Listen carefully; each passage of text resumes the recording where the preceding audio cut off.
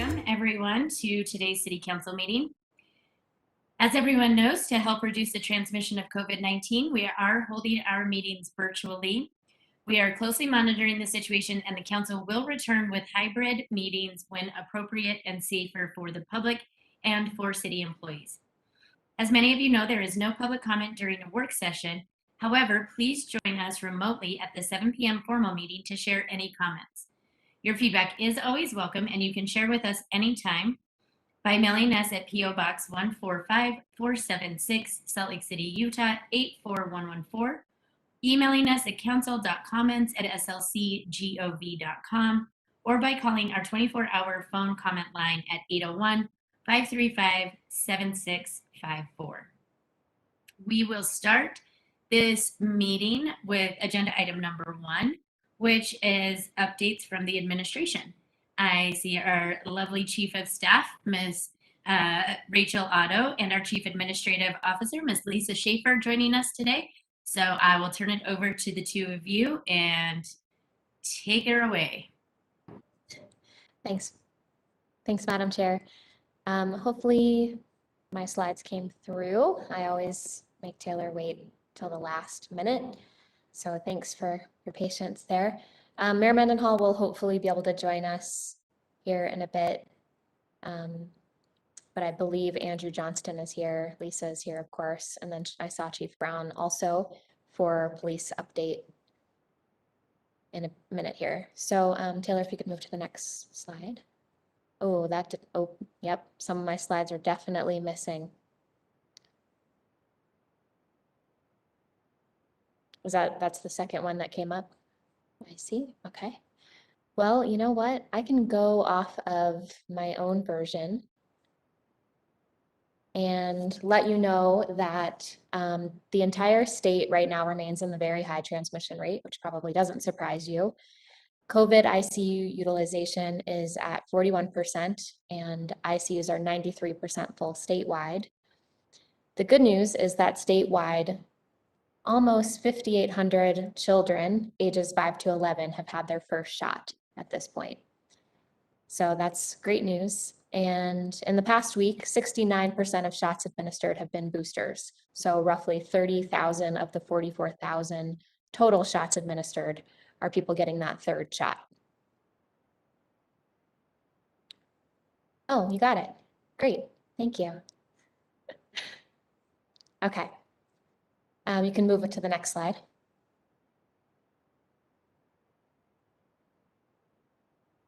Okay, so we are seeing an uptick across the state and in the city. We have 308 more cases this Tuesday than we did last Tuesday reported. Of those, 350 were school-aged cases with 13 new unfortunate deaths. The statewide average is still pretty high, and you see that cases are up 25% since last week with a 25% positivity rate, which I think is pretty concerning for our health experts. Next slide, please. And this is just a quick snapshot from the county dashboard showing the slight uptick in Salt Lake City this month. Can move to the next slide, please. So as I said at the outset, the vaccine is now available for everyone ages 5 and up. And just a few good facts here. No cost, as you probably know. No insurance is required. And starting this past week, the county health department is really doing a big focus, at least for the next couple of months, at elementary schools. So throughout the county, there are tons of clinics at elementary schools to try to get as many of our younger residents with shots in the arms as possible. You can also, or community members can also call 211 to schedule free rides to any of the vaccine clinics. So good to know there. And the clinics at elementary schools are open to the public for all authorized ages. Doesn't just have to be kids. So next slide, please. This is just the vaccine clinics, as I just mentioned, at schools for the next week, but there are a ton. So if you go to the slcschools.org website, you'll see a bunch more after next Tuesday, November 16th, but wanted to at least get these on your radar. And hopefully we'll see even greater numbers of kids with their first, at least their first shots when we report back to you next week. Next slide, please. Continuing just the incremental trend in vaccination rates, just citywide. Again, hoping to see these really jump with kids getting vaccinated now at a faster rate.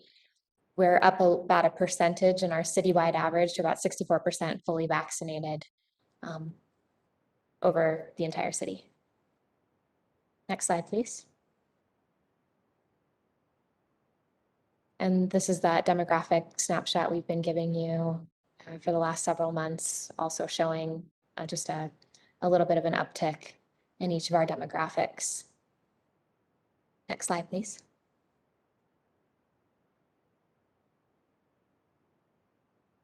And I see Andrew, and this is on to the homelessness update for this week. Any questions about any of the COVID information? One question, Madam Chair.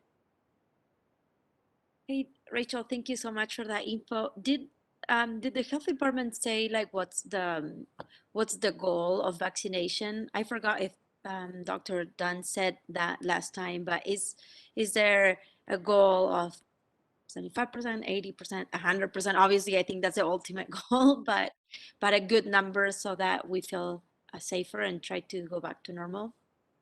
I don't know if this is the official health department line now, but I think what we had said was at least 70%. 70%, okay. Right, although I think that they might have boosted that up to closer to 80% now. So as you said, the more the better. Right, okay, all right, thank you.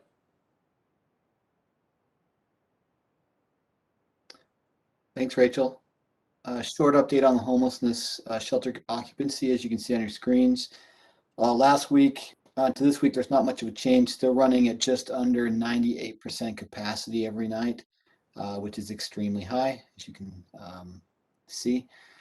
It changes slightly between the resource centers based on a number of factors, but we're full, essentially. That's what we're looking at right now. We will have ongoing and updated numbers on the overflow as we go through the winter time as well. So we'll augment this with those numbers. So you'll see a full perspective of all the beds that will be available, we hope. And we'll keep updating you as we can. Next slide. We have one more outreach event scheduled for the 30th of this month, but the location has not been determined yet. Typically, it's based on demand we've seen, so we'll have something for you maybe next week. I'll check with my team and see if we'll have a determination at that point. We also have several, well, on a weekly basis, there's a lot of cleanings going on, really. And there's a difference sometimes between a camp cleaning or abatement and a camp resolution, where there's some places where camps are not returning and there's heightened security around the resource centers, particularly, and those kind of things. But there's a lot of cleaning going on. You can see there about Jordan River Parkway, 13 South, Those are probably the largest abatements right now, but a lot of smaller ones where a lot of cleaning's going on with Advantage Services several times per week, generally speaking. The mayor is currently on a state meeting, the State Homelessness Council meeting, which is why she's missing right now. The State Homelessness Council, as you may know, is tasked with a statewide response to homelessness and finding solutions. And they take information from the local homelessness councils, including our local coalition to end homelessness here in this valley, and form state level decisions, including budget decisions. And so she's reviewing a number of proposals in her role in that body that will directly impact our funding in the city area and this county for homeless services now in the next couple of years, and discussing some of the policy matters there. So hope you'll understand that she is missing pretty significant meeting there with some big funding decisions being made today.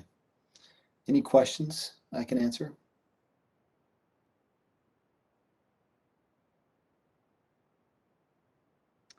There is ongoing work for the public and you all.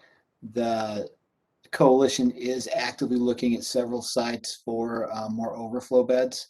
We know we need more beds as a system right now, and they are actively working with cities on some options, and hopefully very soon be coming forward with proposals to make sure we have enough beds for folks to get indoors as the weather turns, as you'll see today. So more to come on that as well.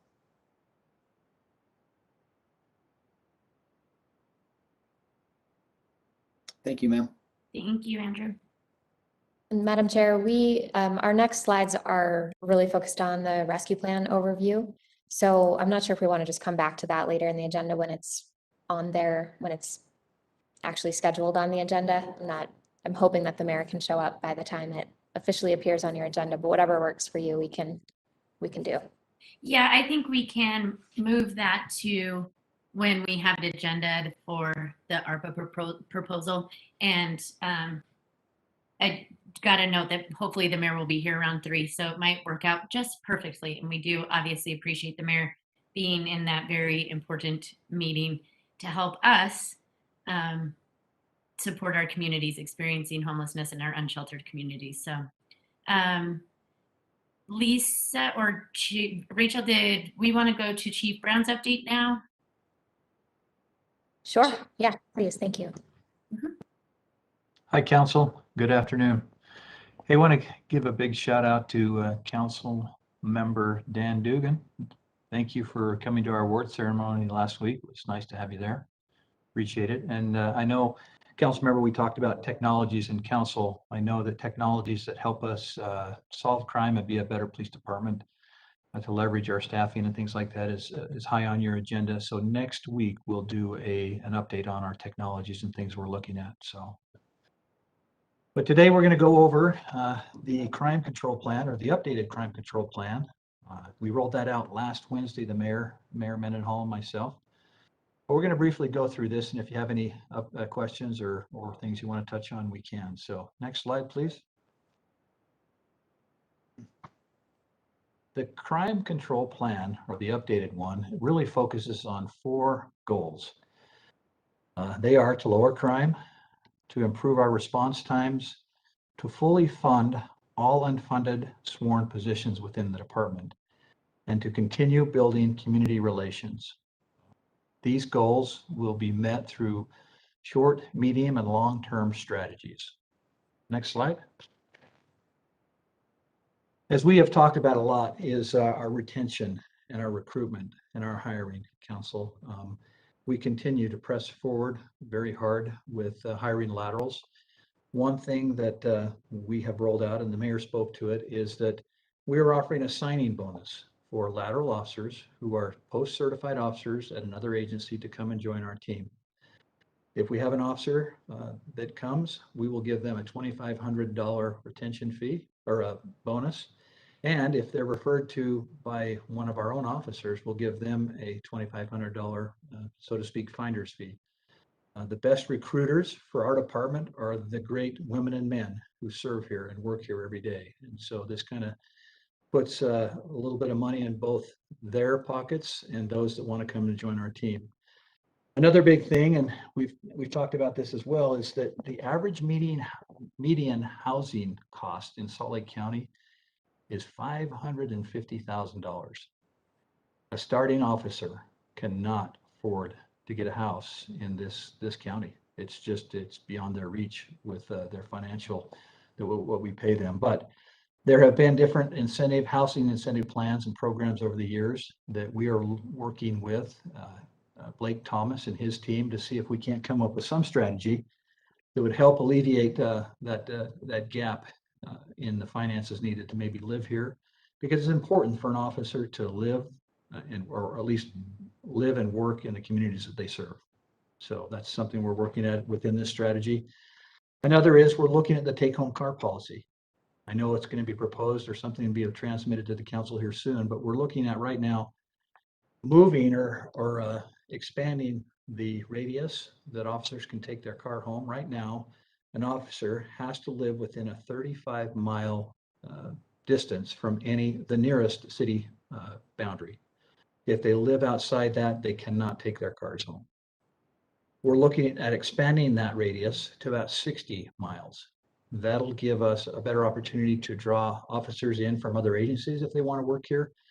But also those detectives and those officers that are on call or have to respond back, many times they have to drive their own personal cars to work. Now, keep in mind, there still will be a fee that's assigned per mile, but it will give the opportunity for more officers within our department to participate in this take-home car program. Next slide.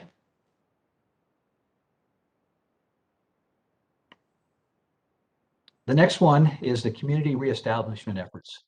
We all know that in the mid-2020s that we started a community reestablishment program.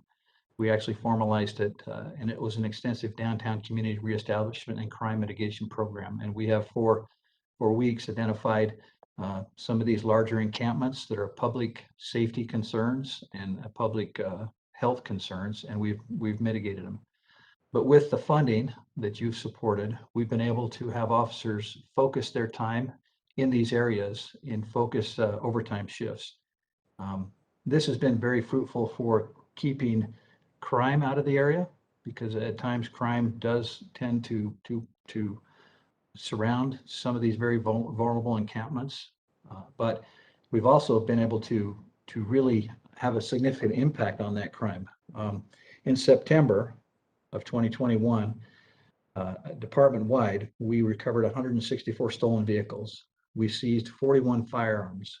We seized 1.5 million in drugs. That's had a huge impact because officers working those overtime shifts have been able to respond to calls or do on-view activity in our community, thus making it safer and help reduce crime. We've also extended the downtown focus area to include Madsen Park and Liberty Park. So over the last couple of weeks, officers have been in those areas as well. And one instance that our officers working in Liberty Park were able to respond up to City Creek Canyon just the other night when we had that illegal possession and firing of weapons up the canyon. That was an overtime officer that was the first on scene. Next slide. The Violent Crime Task Force. Our staffing right now is 571 officers, full-time officers. This would be 10 officers above and beyond. So this would be the high water mark for officers within our department. But this would create a 10-officer violent crime task force that would be committed to finding those individuals who are using weapons, who are assaulting, or using guns in this violent crime epidemic that's occurring right now across the country. And we're seeing it here within our department as well. This, I think, would really pay dividends because 10%, I mean, studies show that 10% of criminals are involved in 50% of crime. So if you go after some of these more prolific offenders, you will prevent a lot of crime that may occur down the road. Next slide. The Police Civilian Response Team. We are now in the process of hiring police telephonic specialists. Now, this was a recommendation from Matrix. I know it was supported by the council as well. But there are certain tasks within the police department that we would like to have a civilian counterpart help us with. And right now, we posted some of these jobs October 14th, and we received several applications. But we would start with police telephonic response specialists, and they would take some of these lower level crimes that have occurred, lost property. Sometimes there's an investigation where a car prowl, where there's just nothing to really follow up on. But if we didn't have, someone's got to do this work. And so if we can have this police civilian response team come in and help us, it frees our officers up so they can respond on the higher priority crimes, the things that we need them to do. So this is something that we'll be pushing forward in the next months. It'll take some time, but eventually we'd like to have some of these civilian response team responding to calls out in the field, and to help us with that, with our efforts to police our community. Chief, Councilmember Lano? Oh, I'm sorry. sorry, I didn't see Darren's hand up because I can't see his tile. But if Darren has a question, go ahead, Darren. Sure. Thank you, Madam Chair. Just a couple of questions on that. Thank you for the update. First of all, on the civilian response team, I know that we, as a council, earmarked $2 million for that, and I believe it was just sort of a guess. Have you been able to find better budget numbers so that we know what to expect on an ongoing basis as this plan moves forward? And then the second question is, as we are interacting with the public, what is the type of person that would be drawn to this team as opposed to applying to be a full-time officer? What are some of the qualifications that you would make a person ideal for this job? Well, somebody with good people skills, somebody with good common sense, somebody that really wants to serve. Now, some of those very same people, we may recruit into our police department. So I'm not saying they can't, jump over from one side to the other, but this is going to be fun. It's going to be exciting to see this work move forward. As far as the budget numbers, it's kind of in its infancy. So we'll look to see. I think our projected numbers were about 20, but that's going to have to include some supervision. So we'll have to have a program administrator. We'll have to look at training, policies, equipment, radios, computers. So there will be some additional costs. So give me a few, maybe 30 days to 60 days to kind of put pen to paper, and I'll come back to you with a kind of a better ballpark as to what we're looking at. Thanks, Darren. Thanks, Chief. Chief, can you talk a little bit more about what a person on the police telephonic specialist team would be doing exactly? Just kind of answering the phone calls, maybe triaging a little bit. Is that what we envision with this? I know it's in its infancy, and I love that you're doing this. This makes me very, very happy. Just maybe if you have any more details, could you expand a little bit for us? Yeah, sure, Madam Chair. We prioritize every call that comes into the police department. There are priority ones, which are in progress crimes, person crimes, priority 2 just occurred, maybe property crimes, priority 3s, and then priority 4s. Some of the lower priorities are, like my car was broken into overnight. I found it. There's no suspect information, but somebody has to respond and take that report and give, our community members a case number so they can file with their insurance company or whatever it may be.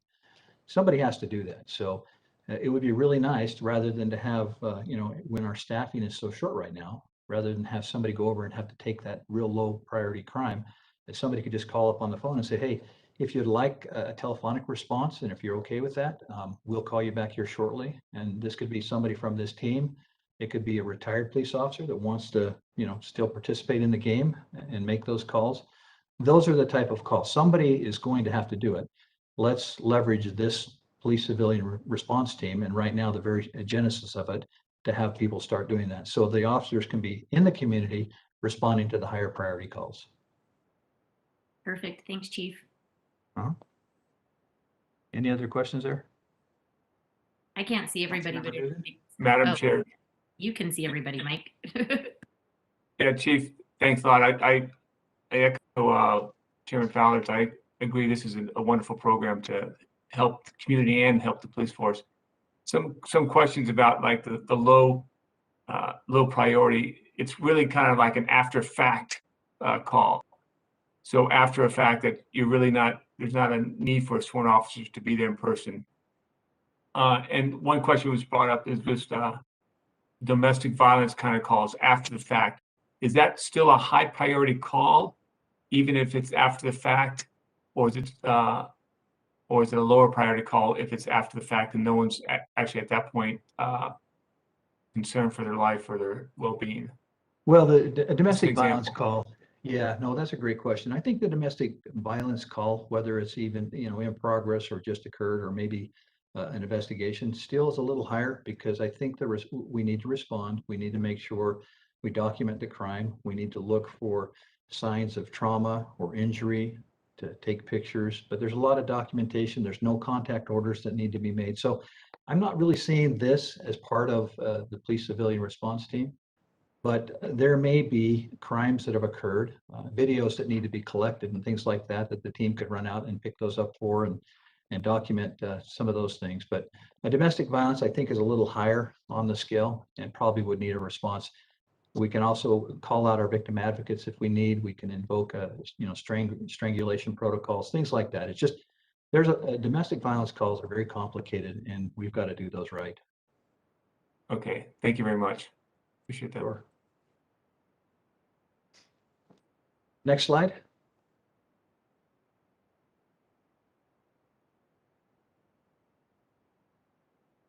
The next component of this plan is the call diversion or online reporting. We would really like to, I mean, when somebody calls in either 911 or 799-3000, they're calling for a myriad of reasons, but there may be another resource out there.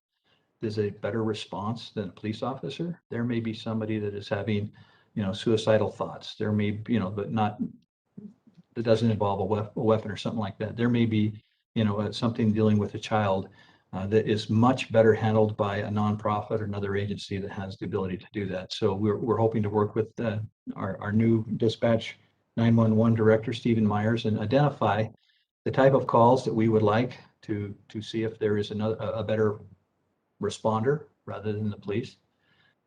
And then work on our online reporting, because a lot of times, a lot of these calls can be pushed to our online reporting queue, where we can direct them to go online, and they can go right down the list and just fill out their report online. Now, something, if this is an in progress or shortly just occurred, or there's a suspect that needs to be followed up on, a lot of this we would want to send an officer to. But there are a lot of crimes that can be handled online, or perhaps there's somebody else better to do this call than a standard police response.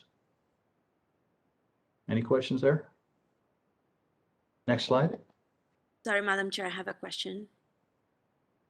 Thanks, Chief. I was wondering about these calls and what you just said about maybe there's somebody better to respond. So where actually do the that program that we have with the social workers fit in here? Okay, Where our else? social workers, yeah, great question, Councilmember Valdemoros. Our social workers are housed at the CCC. Right now, they're here in the public safety building, but soon they'll be moving to a new location. But they go out with one of our CIT officers, and they go to calls for service. They'll go to outreach and encampments and things like that, and try to get to provide resources to people that are in need. So it's not quite, it could be that. I mean, if we had a co-responder team available to take that call, absolutely, we would dispatch the social worker and the officer to go do that. And we're in the process of expanding that program as well. I know we've received additional social workers. So right now, we only have the capacity to deal with Monday through Friday, maybe 9 to 5. We're looking to expand into the afternoons and then graveyards and hopefully weekends. But that's a staffing issue right now. I think we have 3 social workers that are in the process to hire. So that's something we're working very hard on. But that's a good question. That's a good question, in the fact that there are a social worker team that could respond to many of these calls as soon as we're up and staffed. Right. I thought that's what was the purpose, so that, you know, a police officer could, if somebody's having a panic attack or something, you know, mentally related, that doesn't really need a police officer. It needs a social worker, a therapist, somebody that has the knowledge and expertise, you know, on treating somebody that is having a mental health issues, that this is where the social workers would go on their own, or maybe with an officer, just in case something becomes violent. Got my key. Forgot my key. Listening to counsel. Somebody, Got my key. Yeah. there's somebody in Wait. line. Lorna, you're not muted. Council member, that's exactly what this team is for. They'll go out with an officer and a social worker, and many times the officer will just fade into the background for safety and security, and the social worker will be able to do that work, and that works very well. Right. Okay. So when you are able to hire more people, then hopefully that service will be provided 24/7. I More- think that was the goal. More social workers and a few more police officers as well. Right. Yeah. Yep. Thanks. Okay, the next one is kind of a new concept. It's called the Business Community Engagement Officer. We call it BCEO. And it kind of, it builds upon your district community liaison officers. We would like to start with them right now. So it would be Officer Eldon Oliver, Detective Nathan Meinzer, and Detective Bob Norgard. We would like to have them spend a little more time in the downtown district, the North Temple Business District, and the industrial businesses on the west side, and then the Sugar House businesses. But if businesses had a point of contact, if it's a 911 emergency, we want them to call 911. But if it's something that this BCO officer can deal with, this officer can respond. And the hope is that we would find a solution to the problem, or a fix to the solution, or a fix to the problem, rather continue calling patrol time and time again to deal with an issue. So it's really kind of a quarterback of resources. I've talked to chiefs from around the country and a lot out of LA and Long Beach. This has been a very fruitful position within their organizations. And so we would like to develop this and build it out. Right now, we're going to do it with additional monies over time. But as staffing increases, we would like to make that a permanent assignment to those different downtown, Pioneer, and Liberty business districts. Any questions with that? Okay. Next slide. All right, we've worked really hard on trying to reduce violent crime, property crime, and overall crime within the city.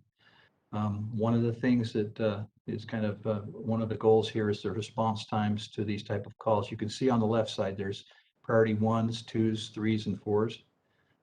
Our average priority 1 response times for October was 14 minutes and 16 seconds. Now, that's only 2 seconds up from where it was in September. Next slide. The average priority 3 average response time dropped from 21 minutes and 30 seconds from September to October.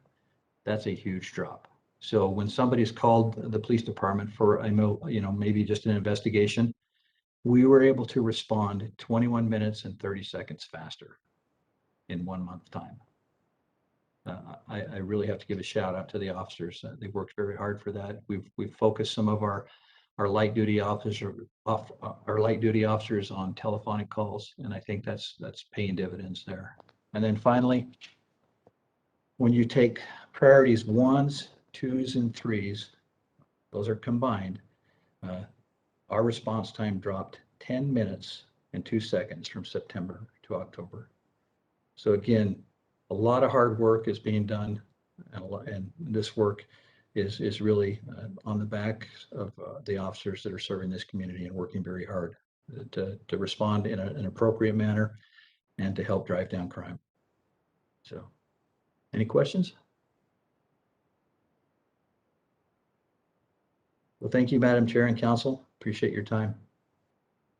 Thank you, Chief. And those are great numbers. I really appreciate this new safety plan. And I feel like, as we've talked about over the last 18 months or so, the feedback we've gotten from the community, the feedback, the conversations, sometimes difficult, but that we've all had with each other, it really is paying off. And we're doing things differently that I think are going to make true and generational changes for the police department and for our community. And I want to thank you and the officers in your department for their hard work, and all of us, the willingness to sit and have these conversations and not just give paid lip service to it, but actually put it in place. So thank you, Chief.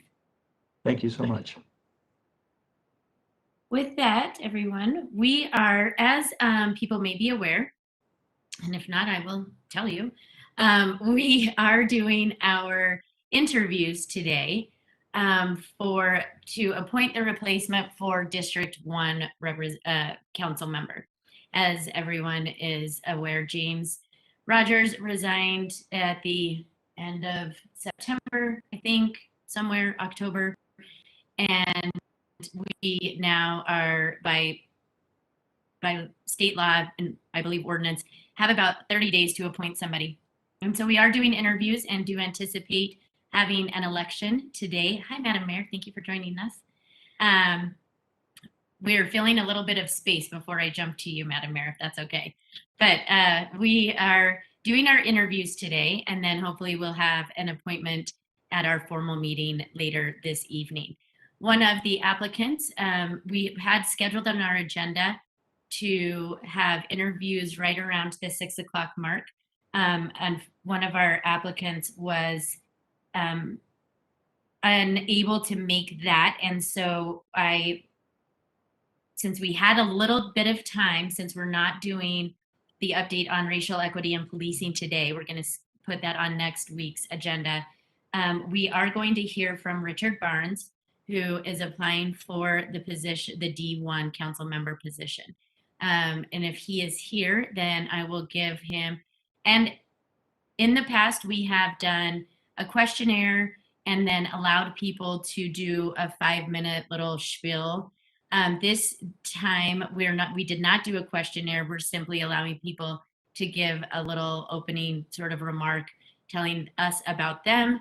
And so I've made, as chair, the decision that since he could not be here at 6 o'clock, that we could fit him in here at 2:30. And I see Lehua popped on, so that means something.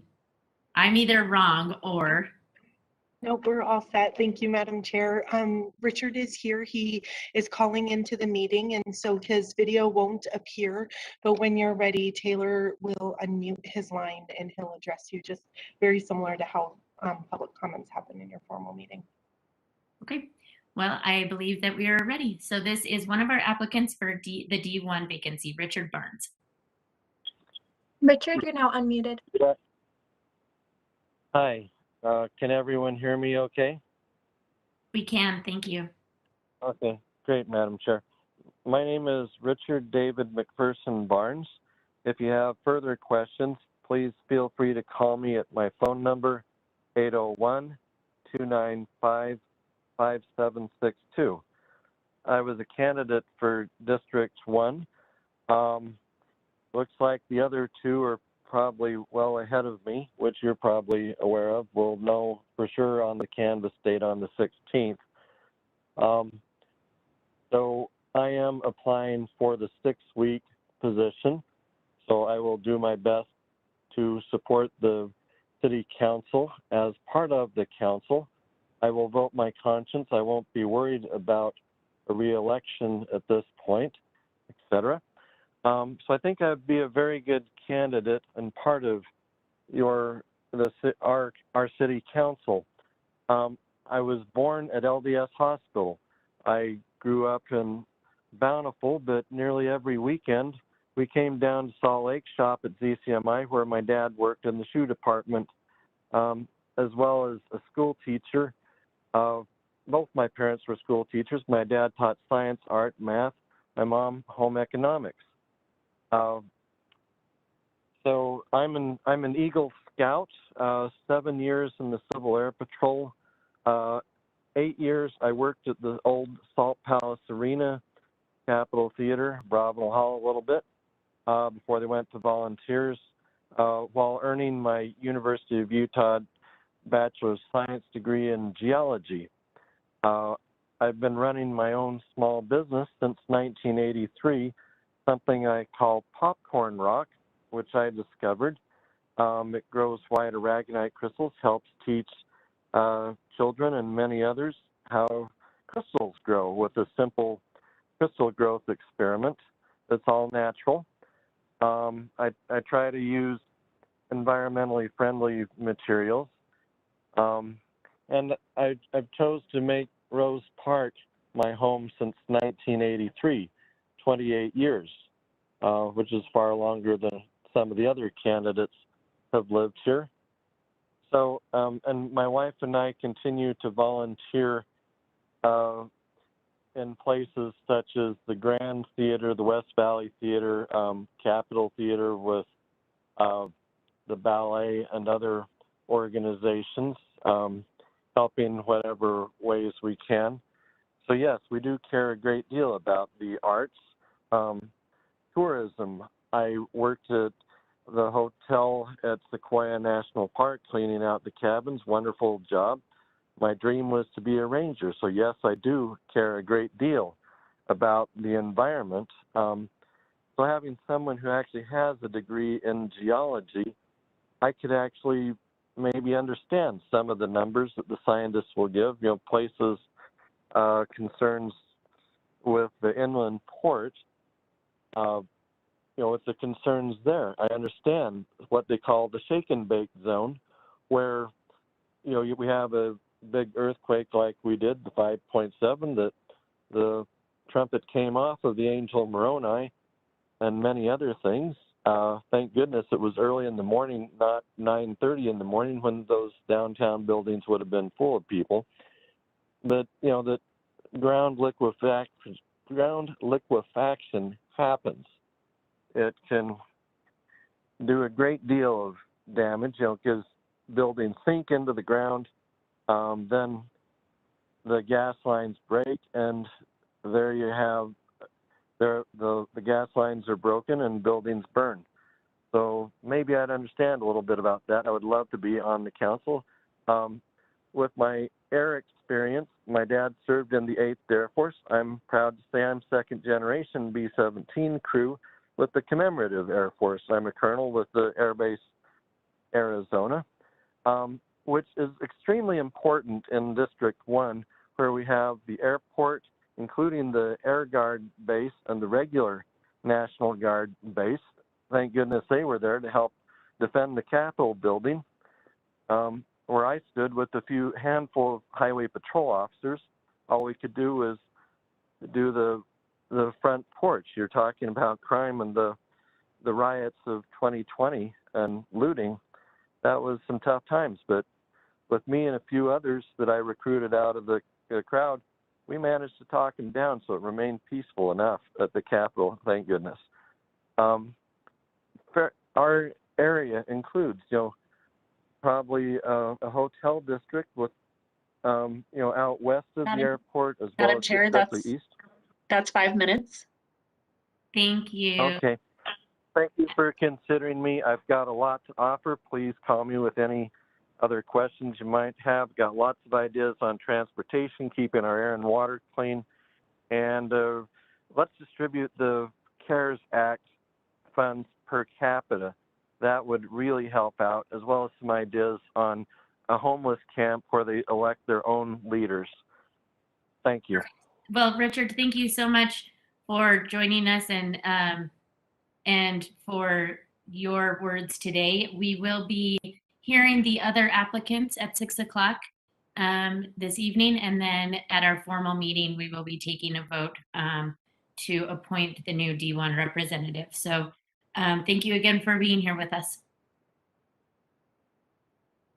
With that, we will turn to agenda item number 3, which is the American Rescue Plan Act funding proposal, better known as ARPA, or what we're all calling it is ARPA, so the ARPA funding proposal. And I have Rachel and Lisa listed here, but I see Madam Mayor. So Madam Mayor, I'll turn it over to you and let you run this show. Thank you. And Council, I always appreciate your flexibility in moving the schedule a little bit. I'm attending the Utah Homeless Council meeting right now.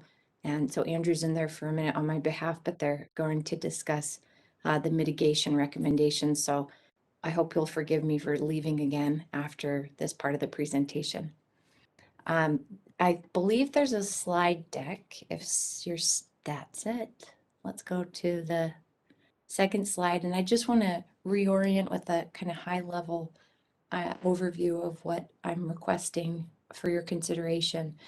And as I said from the beginning, I see this opportunity of the rescue plan dollars as a chance for our city to invest in fewer but deeper and tangible ways, rather than the way we sometimes cast a wide net with funding sources like CIP. Certainly, there are 1,000 projects in this city that we could consider funding for, but what you have before you is a much shorter list that has the potential to make not just visible but generational impacts for the good of the people of the city and for our economy at the same time. And this social impact investment does both and all of those things. You know, because you had a work session recently with the Sorensen Impact Center, who helped us answer that question of what could be the most transformative investment we could make for residents of this city who are not necessarily connecting to the growth and the economic prosperity that's happening here, to change potential generations in the city and to give our city greater economic stability. Beautifully, the answer lies in high quality early childhood education access, particularly in our low opportunity census tracts in the city, and combining that with workforce training. So as you know, I'm asking for $10 million to be held while the phase 2 of research with Sorensen Impact Center goes forward. And also while I work and my team works to leverage what I hope will be the city's $10 million investment to many millions more in order to implement this at the broadest scale that we can. My goal would be that we be able to offer that access to early childhood education and workforce training to every family in the city that needs and wants it, prioritizing those low opportunity areas. Next slide, please. The Park Ranger program is something, when I was on the council, we talked a lot about and funded the bike squad and a park ranger facet of the police department. But here, finally for me is, and I think also in terms of supporting the police department in Salt Lake City, who are called to respond to many different activities in and around our parks, some of which could have been either prevented or handled because of non-criminal circumstances by someone who's not an officer. So this is a $3.9 million request that would not be within the police department, but rather within our public lands department. And it would create 16 full-time park rangers for the first time in our city's history, and locate them at Jordan Park along Salt Lake City section of the Jordan River Trail, Pioneer Park, Liberty Park, and Fairmount Park. We can go on to the next slide. The community grants is the most direct extension of what we have been funding through CARES dollars over the last year or more, working with community-based organizations who are closer to our residents and our businesses than we have been prior to the pandemic necessarily, to figure out what they need to be able to survive the pandemic circumstances and thrive and help stabilize families, individuals, and businesses. So this is a $4 million request that looks at $2 million through community and neighborhoods to work with community-based organizations, nonprofits, could even be arts. I hope it would be also arts related in there. And then to work with $2 million through economic development.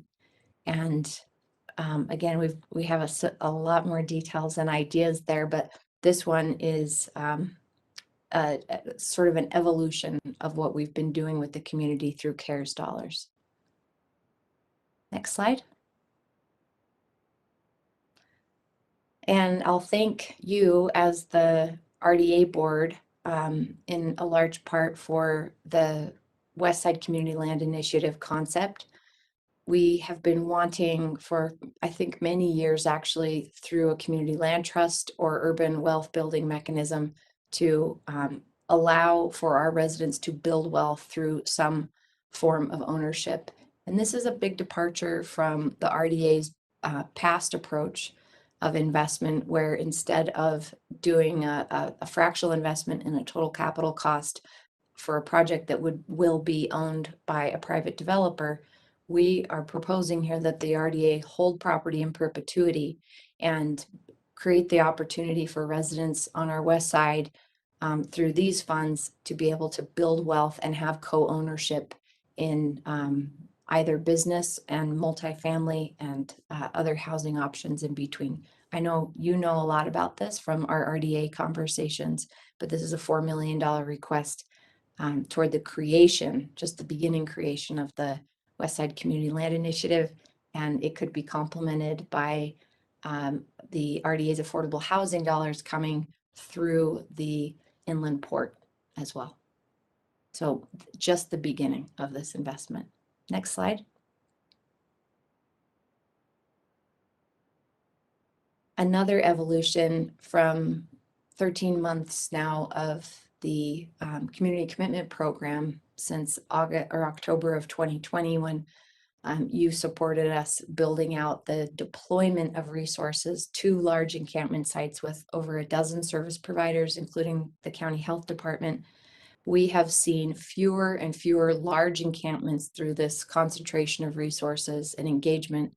And at the same time, we have seen about triple the number of reports through SLC mobile app asking for help in the community with smaller encampments.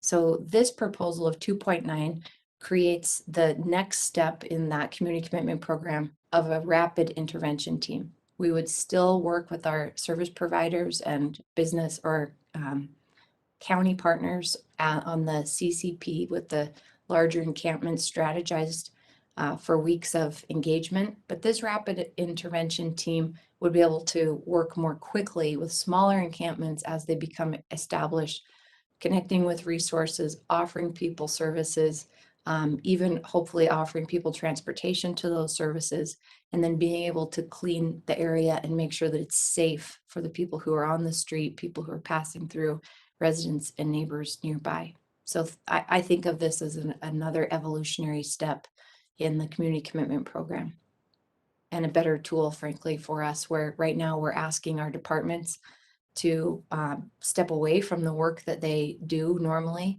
to be able to come and help with these cleanup and engagement opportunities. This would empower those teams to be able to be focused on this work and move quickly through the city. Next slide. I think it's our last one. And this is the bulk of the rescue plan dollars. I learned that ARPA is actually a department in the federal government that has nothing to do with the American Rescue Plan dollars. So I'm trying to pull ARPA from my vernacular and use rescue plan because apparently you can look it up, something else. And the majority of the almost $87 million that we'll be receiving, half of which we've already received, is to replace our revenue loss, which has been significant and is really a root of the federal purpose and function of the rescue plan dollars, which is to help local governments be able to stay whole, keep their employees paid, keep programs running, and to not interrupt services. That's been a dedicated part from my administration, and I know from the council because of the budget decisions you ultimately have made over 2 pandemic budgets now to try to keep our employees whole and keep our programs running. But it has been at a tremendous expense to our savings and our general fund as a city. So this 55 million would take us through 2023. And we're happy to get into the details, of course, of all of these proposals. And I really appreciate you giving me a moment to reorient after these many weeks to what I'm asking you to consider with the rescue plan funding. Thank you. Thank you, Mayor. Just so everyone knows, it's the Advanced Research Projects Agency for Education. Council members, questions for administration regarding the rescue plan dollars? I have Anna? a question. Mayor, thank you for the presentation. I wonder, I think these are great ideas, but I wonder if we need to be thinking about how we're going to generate revenue for some of these programs that might be ongoing, like the park ranger program, salaries, always increase, like a labor cost always goes up.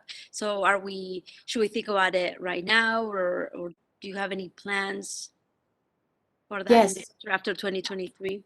Mary Beth Thompson, our CFO for Salt Lake City, is working right now on the updated revenue based from when we initiated the budget on July 1st of this year. Of course, we've been gathering revenue, and we'll be able to update the council on what's actually coming in versus what we budgeted for.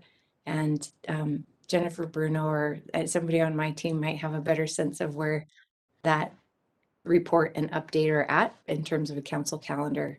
I couldn't tell you off the top of my head, but I will say at a high level, it's looking better than what we had anticipated. Now, and we have no guarantees about that going toward the fiscal year 23-24 budget. That's a little ways off for us, but certainly those are the indicators that we're going to look to first. Okay. Can you. I follow up on that real quick, Anna? Particularly just the park ranger, for example. I know that when this came to the council, one of my first budget seasons, Mayor Mendenhall and I were pretty adamant that we didn't want it in the police department, but wanted it somewhere else. And so I actually really appreciate this proposal, because I felt very strongly about it then and still feel strongly about it. One thing I would ask, as it relates to some of these programs that may have sort of an ongoing cost after the funds themselves sort of run out, if you will, do we have, or will we have some matrices or some metrics that we're looking at to say, okay, the park ranger program, as much as I love the idea of it, is it actually doing what we want it to do? Do we need to keep funding it? I'm assuming that we have some sort of baseline or guidelines so that we can evaluate this when it comes time for the next budget cycle, or if it comes time to say, maybe we need to not fund this anymore, or this is so important, we really need to figure out where these funds are coming from.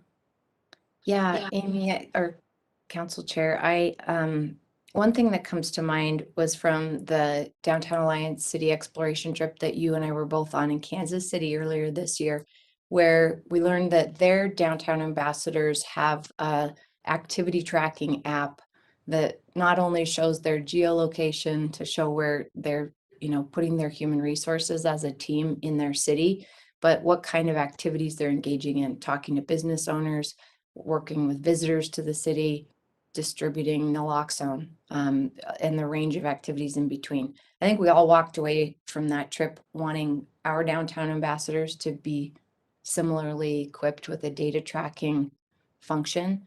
And I think about the park rangers similarly. There should be a way that we can not overburden them with reporting, but through technology have a integrated tracking system about what activities they're providing. I also think that from our time together on the council and the discussions we had, we know that park rangers are being, or rather that police officers are being called to parks to respond to activities and different things happening that probably could have been addressed before it escalated to the point of a 911 call. So I think that it's worth also considering from a police level, how this might be freeing up and improving our ability to do proactive community-based policing in the city. It's not a direct dollar for dollar exchange there. The police department probably isn't gonna pay the public lands department for the relief that the rangers could provide. But I think that's exactly the kind of role the council can play in weighing out these costs and balances and things. Great. Other council members, questions? Anna, and I think I sort of interrupted, so if you had another question, I apologize. And Well, like just a thought is, as we think about our budget and how sometimes it's constrained by new growth, and if I'm not sure if Mary Beth or even a real estate group or housing group or the RDA, can kind of like direct us as well on what are the things, like some goals that we need to have for the next 2-3 years for new growth, right? Like an aim in that direction so that we can plan for those revenues to come in. But maybe that's too technical for this. We can talk about it later, but I would be interested in knowing like a goal for the city so that we can have those programs going. How much do we need to come up with in 2023-24? So That would be thanks. a fun discussion for us to have with Mary Beth. And I think also from just an economic development perspective, we are still the capital city of the fastest growing and nation or state in the nation and the strongest economy in the nation. And that hasn't really lagged through the pandemic. So we are, again, I don't want to cast our confidence too far in the future, but things are looking pretty good here. There you go, Mr. Beth. There you go. Sam, you're unmuted. Sam and Adelaide. Oh, go ahead. Sorry, Madam Chair. It looks like there's more questions. yeah, no, did you want to respond to that, Jen, at all?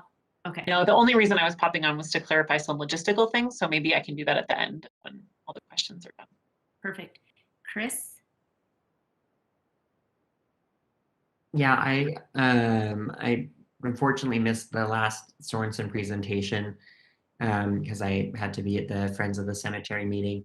And I think I 100% agree how important and how real the need is of what we're asking the Sorensen Impact Center to look into. But what I'm curious about is, I mean, we all agree that that need is important, but why is the city in the best position to meet that need as opposed to like another government? Or is it better for us to partner to meet this need? Councilmember Wharton, I apologize. I was just responding that the mitigation conversation has begun in the UHC. So I heard the last part of your question, but not which program you were referring to. Yes, no problem. I was saying that totally agree that what we're asking Sorensen to look into for the legacy project is important, but why is the city in the best position to meet that need as opposed to another agency or us partnering with someone else? Two parts. One is that the Sorensen proposal that you've seen suggests that we invest in those agencies who already are doing that work, which is the Salt Lake City School District and Head Start program, who are utilizing all of the financial capabilities that they have been able to find in order to serve as many students and families as they can. They've also been in existence for a long time. So this isn't positing that we create a new program, but that we take them to the next level. And the partnerships is really that's what I'm hoping over the next year that we can do, is leverage our really significant $10 million into many, many tens of millions of dollars more is my goal. So there are proven benefits economically and obviously from a human capital standpoint to early childhood education and workforce training that go well beyond just Salt Lake City. And that's, I think, exactly the crux of the incentive for other entities, organizations, perhaps levels of government even, to participate in growing this investment to reach as many as we can. It just hasn't, no one has done it here. No one has done it to that level. Madam Mayor, did you need to go to the other meeting? I don't want to shut down any questions from you, but it would be good to. I think it's probably wise. If you go to that other meeting, I don't think any of us would oppose. And we'll just put Lisa and Rachel on the spot. So Do that, and I'll come back as soon as I can. Thank you. thanks, Madam Mayor. Bye. Bye. Council members, any questions? Yes, Dan. I have a question also about the Sorensen impact and using philanthropists and investors, but I could also wait until after the next item on the agenda, which is the briefing on the Sorensen, if we want to do it at that point. I will ask, I'll actually turn towards Rachel and Lisa to say, I mean, we have 30 minutes for the next item, which is the Sorensen Impact Center follow-up. So I can throw out my question now, or we can wait till that. It's about the investors and philanthropists. let's wait till the next agenda item and maybe just focus sort of on minus the social impact, the Sorensen impact. I mean, we need to talk about that, but we might be able to bump that into the next agenda item. If there's other things regarding this proposal besides that, maybe we can focus on that for now, and then we'll get all those other questions in. Is that okay, Councilmember Dugan? Okay, Councilmember Mono? Yeah, thanks, Madam Chair. So question I have is relating to the community grant pool and how that process would work. Would that be similar to the CDCIP grant process, or will that take a slightly different track? Do we already know which community organizations are requesting and need this funding? I guess the reason why I'm asking about that one is because one thing that I was hoping we could do with the ARPA money was do a significant investment in affordable housing.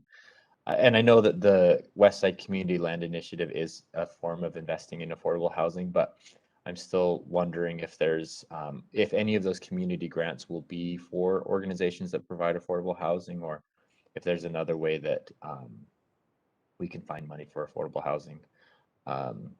So yeah, that's. Madam Chair, we can track those questions. That particular item is actually included as part of budget amendment number 4.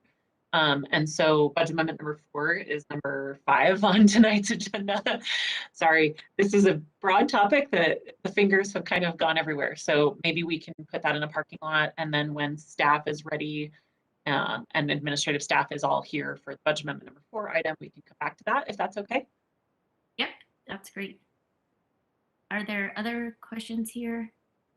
I am curious about the 55 million for revenue loss and salaries. Is that what that was for? I'm looking at the newest memo, and it's not on here, but I'm trying to remember from the slide. What? I mean, it seems like that seems pretty straightforward, but I also know that the devil's in the details.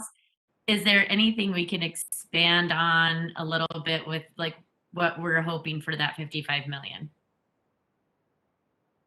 Chair, I saw Mary Beth pop on, and she was definitely in a better position to talk about how that gets budgeted over the next several years to make sure that we're in compliance with the rescue plan. So I'll let her give you those details.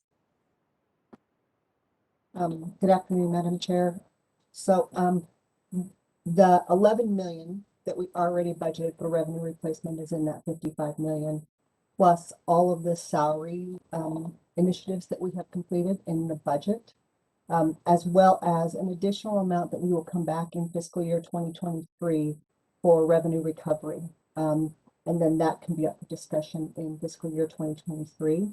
That's approximately about $35 million that we can, that will help, us bridge that gap over fiscal year 2023 and maybe into fiscal year 2024. depending on how that works out for next year's fiscal year budget. So we're kind of, which I appreciate, playing a little bit of chess and thinking 3 moves ahead with this and saying, we've already budgeted this much and we're gonna, hopefully, this is what we're sort of projecting for when this money needs to be spent and we don't have it anymore, that we can fill that gap. That's my layman's terms.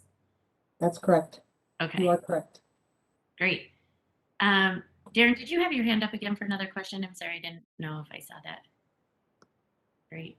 Are there other questions? I just, I'm going to get to you, Jen. I did just want to say, and Mayor Mendenhall mentioned this with the West Side Community Initiative, of the work that the RDA did. And I know he's not here, but I really want to say that this is James's baby, and worked really, really hard on this, and fought for 8 years nearly to make sure that there was a true investment in the West Side. And I mean, it's awesome that he did that. So, and now we have something very tangible from somebody's passion and hard work. So throwing that out there real quick. And also just wanted to say that I'm really excited for the rapid intervention team. I think the work that I'll be honest, I was a little skeptical of the CCP in the beginning. I think most people sort of know that about me. And, but it's really been an interesting experience as I've gotten to work with it through my job as a lawyer. And the people that we actually are impacting and helping through the CCP is awesome. And we see it. We actually see a real impact when we're out there. And I think that this rapid intervention team is yet another piece of the puzzle that we truly need. So I really appreciate the creativity of this proposal. I think there's some things, of course, that we're probably gonna like dig into the weeds about and then maybe be like, what's this, you know? But overall, I think that there was some real creativity in looking at all the needs of the community, and I appreciate the work that the administration has done on this proposal. So, Jen, logistics. Just logistics, because I was getting some questions from people about, when does the council vote on this? And I think that just like everything that the federal government does, it's complicated based on when the money arrives and what the city is proposing to spend the money on. So I think that the shortest way to answer it would be to say there is not one vote on this whole ARPA proposal. It's a series of votes that occurs either within the context of your annual budget or within the context of budget amendments. And depending on sort of where that project or proposal falls, it's either in your annual budget. So like, for example, the revenue loss, part of it was in your last annual budget and part of it will be in your next annual budget. And then some of the items will be in a budget amendment. So for example, in item number 5, you'll see quite a few of these programs asking for council approval as part of budget amendment number 4. So that actually is the green light to say, yes, go forth and spend these dollars. A good example of something that's not quite ready to have that green light yet is the Sorensen Impact Bond. So what the administration is asking is essentially like set it aside, but set it aside unofficially. There's not an official budget amendment action for that until after phase 2 is done. Phase 2 is $150,000 that is part of budget amendment number 4 request. Once that's done, then the actual budget action will be before the council to allocate those funds. So it's a little complicated, but any questions you have about any of the programs, do send them to staff and we will figure out which arena to get them in so that they're appropriate. Oh, there's also an RDA budget action. Sorry, thank you for reminding me that the West Side Community Initiative will technically be managed by the RDA. So that will be an RDA budget amendment. So lots of votes. Well, and I think Rachel and Lisa, maybe you can correct me if I'm wrong, but I sort of look at this as our guiding framework, right? And as to Jen's point, we're going to vote on it when the money comes in, and this is what we're proposing to go for. But I don't necessarily look at this set in stone. For example, if there was another earthquake, God forbid, or something, and we were able to use this money for right?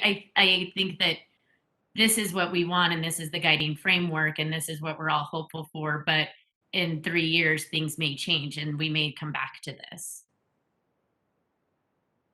Do you think that's accurate to kind of look at it? That's how I'm looking at it as anyway. I think so. I think that staff will always have the caution of, to the extent that you're hiring staff with the funding, it does make it sort of a little less flexible in terms of changing course if data changes in the future, but we'll always keep an eye out for that. Perfect. Council members, are there any other questions on this agenda item? Okay, well, then let's move on to the next one, which is these kind of 3 agenda items, 3, 4, and 6 do intertwine quite a bit, but let's move to the Sorensen Impact follow-up. We have Jen, our Council Deputy Director, Ben Collender, the Director of Department of Economic Development, and Jacob Maxwell with Workforce Development Manager. So I will turn it over to Jen and we'll go from there. Hi, Council. So like I was saying, the part of this that's included in terms of for council action soon is the administration asking the council to approve $150,000 from general fund balance to allow the Sorensen Impact Center to continue their work on this item and answer a lot of those questions that were asked by the council in the last briefing. And then since then, so that some of those aspects of the proposal can be a little bit more nailed down before that $10 million is actually allocated from ARPA. Staff has listed a couple of those sort of outstanding questions that we've heard from council members since the last briefing on that first page of the staff report. And since then, we've also heard from some council members who were saying that they might feel comfortable allocating the $150,000 as long as there's sort of something official in the record saying what some of the desired outcomes are from phase 2. So ensuring that there wouldn't be a reduction of investment from any of our partners. So it wouldn't be supplanting funds that the school district already spends on that kind of program, for example. So I can go through some of those conditions, or council members can just start asking questions. I don't know if economic development have anything else to add. Ben, did you have anything to add, or do you just want council members to talk? No, I believe we have the Sorensen Impact Center present. I know they were planning on logging in. So I don't see them up there yet, but want to make sure that they're available as well for any questions that may come up. Yeah, we're about 10 minutes early on the agenda. And I see some of them in the attendee list. I'll start messaging my team to move them over. So great. Just a second. We'll just wait a few minutes so that everybody's here and we don't have to ask questions more than once if we don't need to.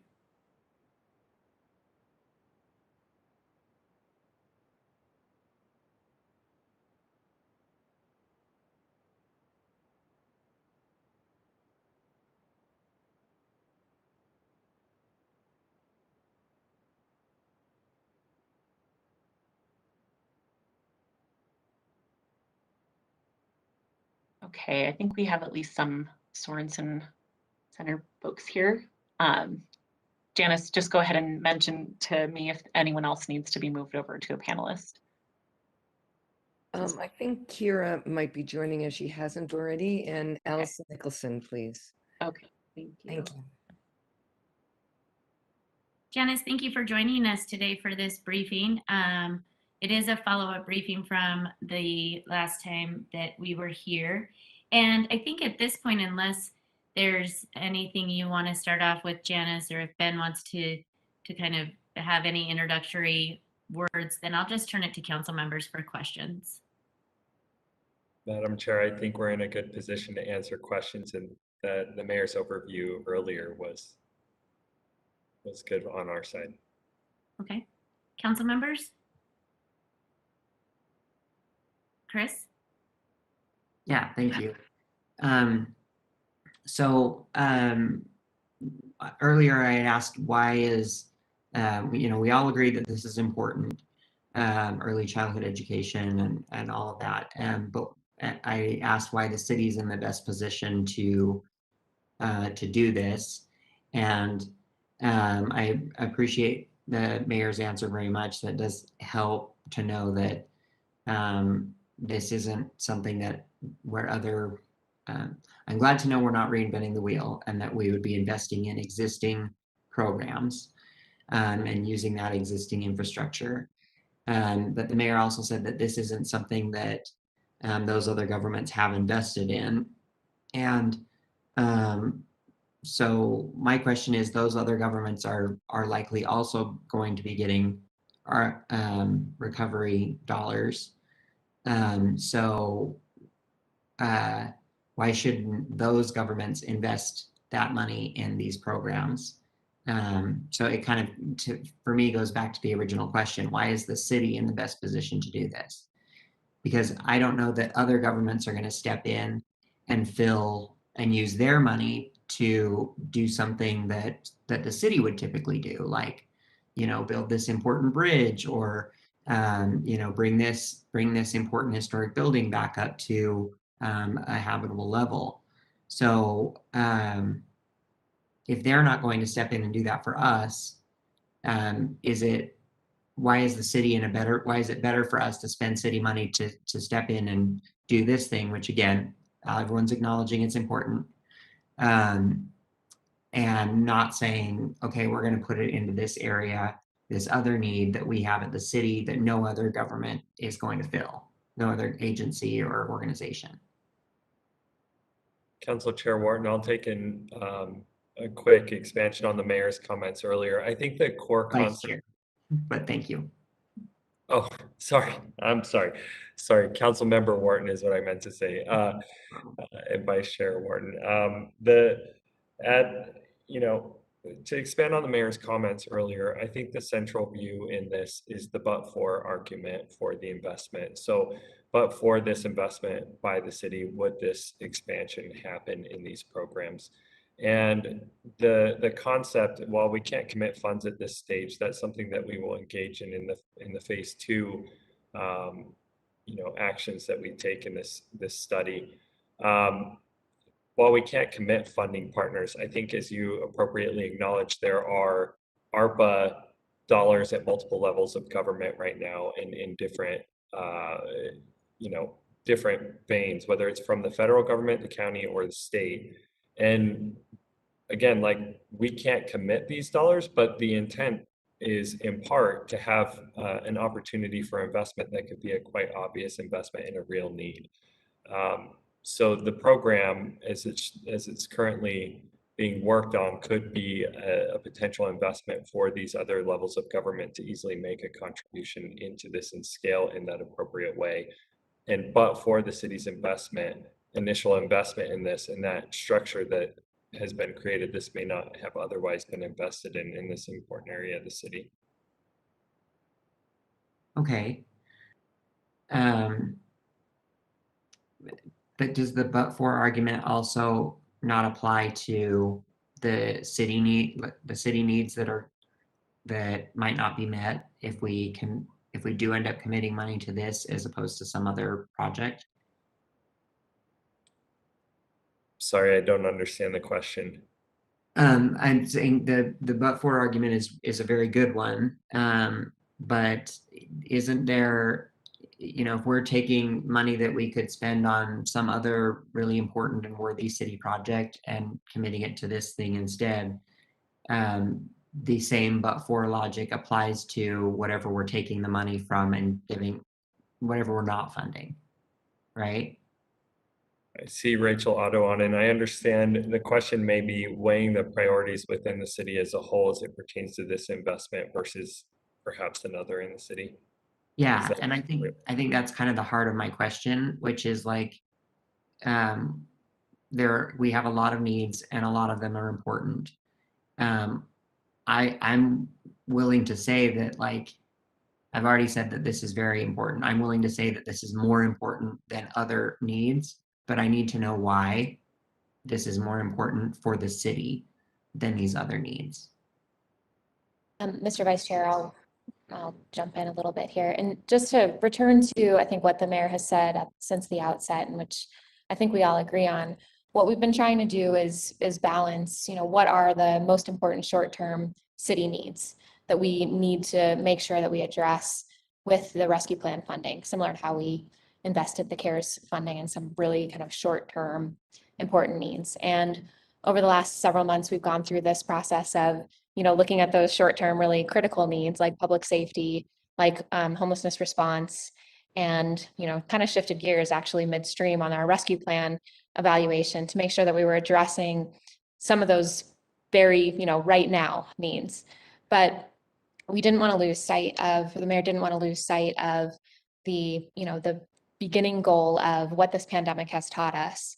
And as we all know, it has, cast an even starker light on the inequalities that we've seen in our city. It's, made us understand the access to opportunity and how vastly different experiences people had during the pandemic. And it's been critical for this administration to make sure that we are aiming to invest a significant amount of funds in what could be a generational shift for the city and really help people over the long term, create all of the benefits, both economically, socially, et cetera, that come along with the interventions that Sorensen has identified through this work. And so I 100% agree with you that, should the city be in a position necessarily of needing to step in and do this investment? Not necessarily, but at the same time, it's important to all of us, and it makes a huge difference for our city and for the region and for the state and for the lives of the people who are actually impacted. And it's without getting, without trying to get caught up in who is in the best role to do it. We just want to do it. We want to add that capacity to the entities that are already doing this to make a difference. And if I might add to that, it's also a question of investing upstream. And you talk about the responsibilities of the city in terms of public safety and homelessness. One way to make sure that those budgets don't grow over time is to reduce the need for those services. And the interventions and the strategy that we proposed is designed to enact that generational shift so that down the road there'll be less homelessness and less need for more public safety, because you're investing in the social and human capital infrastructure that produces better outcomes for the residents and for families, and reduces, everything that we've proposed has really good research behind it to show that it reduces criminal activity, it reduces homelessness, it increases workforce participation, increases economic activity. So consistent with the city's goals in that respect. Okay, that's, I think, really compelling. And I really appreciate you for clarifying that. So then I guess the next question, and I'm sorry again, I wasn't at the last discussion about this because I had to be in two places at once. But if we fill this really critical need, that's something that we need to do. That's a legacy I think that we need to do forever, right? How are we going to do that with this one-time fund? And I know that's kind of the big question, the big elephant in the room. And so that's why it still, I think, is kind of relatedly to the last question is, if we inspire this investment, do we have any reason to believe that the other partner, like by us leading out on this and drawing attention to it and getting buy-in from others, is there a reason to believe that we're going to be able to, when those funds run out, rely on those other people that stepped in to continue to fund this?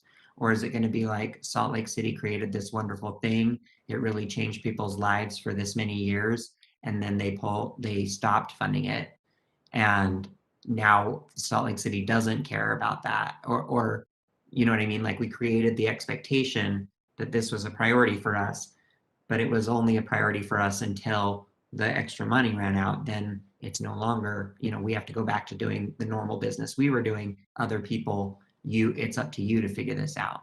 And if they're not already stepping in and realizing that you know, that this is something that honestly other levels of government should have been investing in the whole time, why will that change after Salt Lake City is no longer able to commit funds? I think there are two considerations, and maybe I'll pass it on to Janice and Sorensen to see if they'd like to add on this as well. But to address that, the one-time versus ongoing, and the concept within the project of the one-time investment is for the nine-year horizon on these interventions and the positive change that this investment could make in those lives in an ongoing fashion.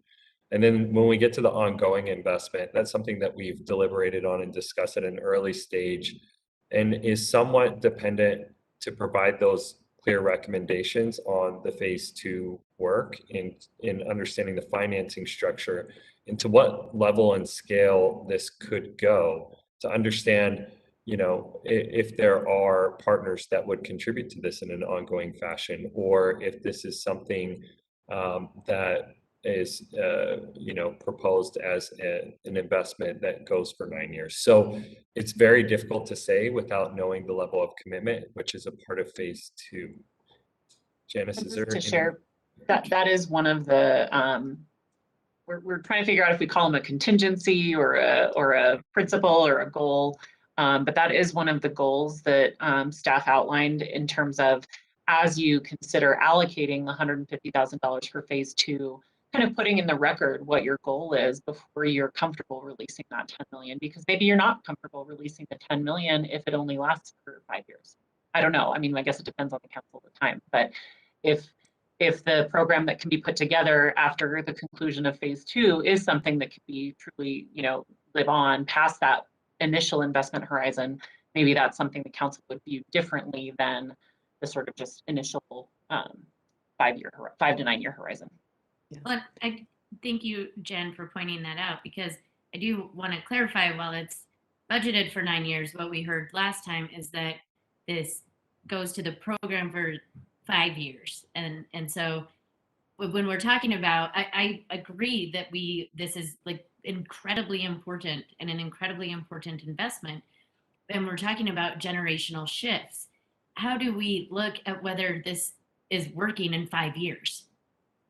Yeah. That's not a generation that I'm aware of, but so yeah, thank you so much. So and that's a great question in terms of how do we know it's working. So whatever the financing strategy that the mayor's office and the council agree upon, there will be impact measurement. So we will be tracking outcomes across the term of the project to determine, is this working? Is it getting the results that the city wants?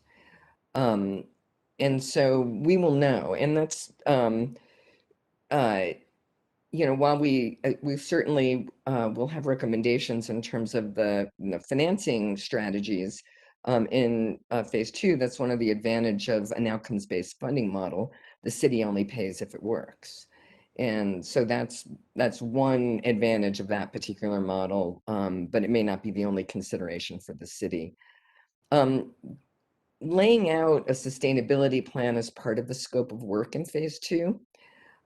We've seen strategies in other places. There's something called an evergreen fund, where you build up resources from private sources to continue the program after the project period. And you're right, it's services for 5 years.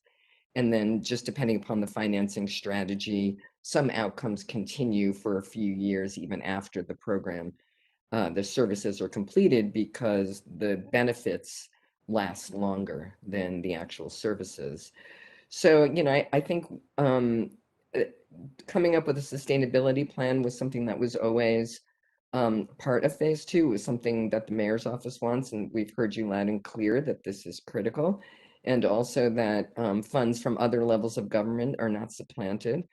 So it'll be our job to come up with recommendations as to how that can be achieved for the council to consider in determining whether or not they want to appropriate the 10 million.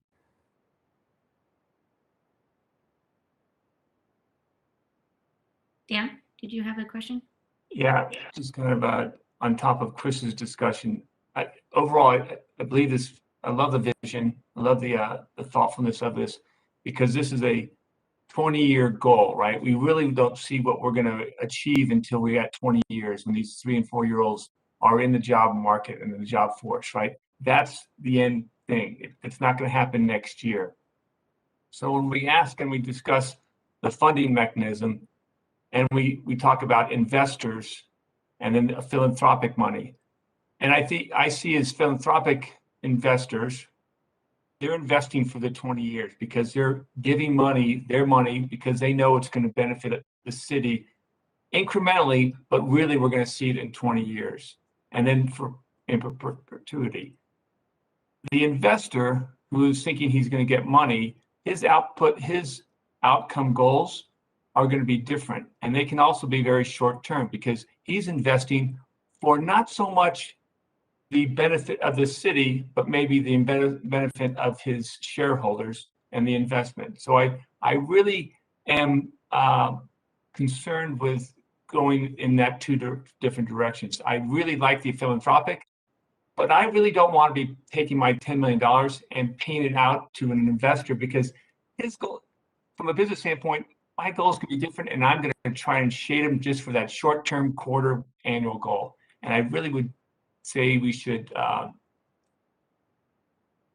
And perhaps I could clarify who these investors are. So these are social impact investors. These are not short-term maximize your financial return investors. These are folks that, and they're typically not businesses, they're nonprofit funds. And they actually are investing for the long term. And yes, if that were to be a financing strategy that the council decides to pursue, there would be shorter term metrics that are indicative of longer term benefit and value that the investors would get paid back if it works, if those metrics are achieved. So there's a risk transfer from the city to those social impact investors in terms of whether or not the program works. And the city only pays if it works.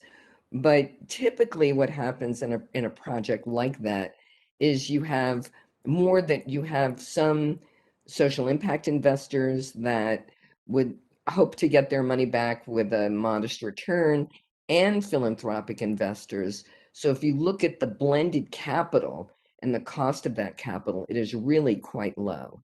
And so I think these are very socially minded in private funders and investors. And investors, I realize, has a broader connotation, but they're socially minded private funders. They're typically nonprofits, and what they do is they allocate their capital for social good. So they are very much interested in the social benefit and the benefit to the city. Yeah, and I look at that like a donor fund, where I give money to a donor fund, right? That's same basically thing. My investment to the donor fund, I pay out to different organizations, but my fund is actually generating dividends and revenues through other means that allows me to invest my capital or invest my funding back to these nonprofits. But I'm not. Yeah, that's one type of investor. There's a range that just earn a modest return on their capital because they are investing for double bottom line, essentially, for both impact and also getting their money back. I just am cautious too on the goals with these funds, because we can always adjust the goals and then we smooth them and we still pay them out. And really, we didn't see that end result because of it's a short-term vice at 20 years. I'm just throwing that out as far as a caution on how we invest it and how we set the goals, because those are always the most critical part. Thank you. Dan, to your point, I appreciate you bringing that up, because I mean, we could set the goals that are always attainable, and then we always pay it out because they're so low that, but we want the, right, even though we're not necessarily pushing the needle as progressively as we would want it to be pushed. And so I appreciate you bringing that up, Dan, because I think that is a caution that we should be aware of. Cindy, you popped on. Is there something? Yes, I've been asked this question by council members, and I don't quite know how to answer, so I'll just pass it on to you. And that is, would a social impact investor expect that they would receive their initial investment and a small amount of interest, as well as a payment for success? Would they be getting those three things? So it really depends on how something is structured, but no, basically they're getting their interest and principal based on success. So you only make payments to this social impact investor if you reach the outcome metric, if you achieve the outcome metric. And you're very correct what metrics you choose and the threshold that you choose have to be both attainable but also ambitious.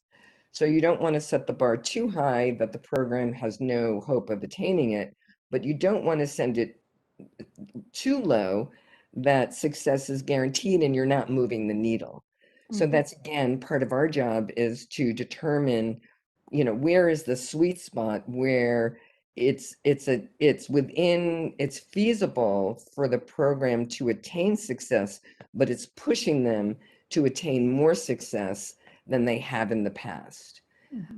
But it's all based on success. So, there could be a success fee at the end if the program's really hit it out of the park, but that just depends on how it's structured.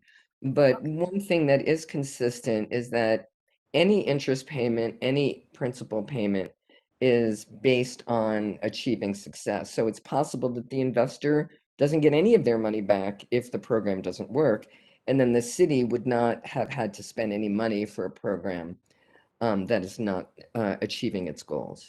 Okay, so using the county program as an example, is it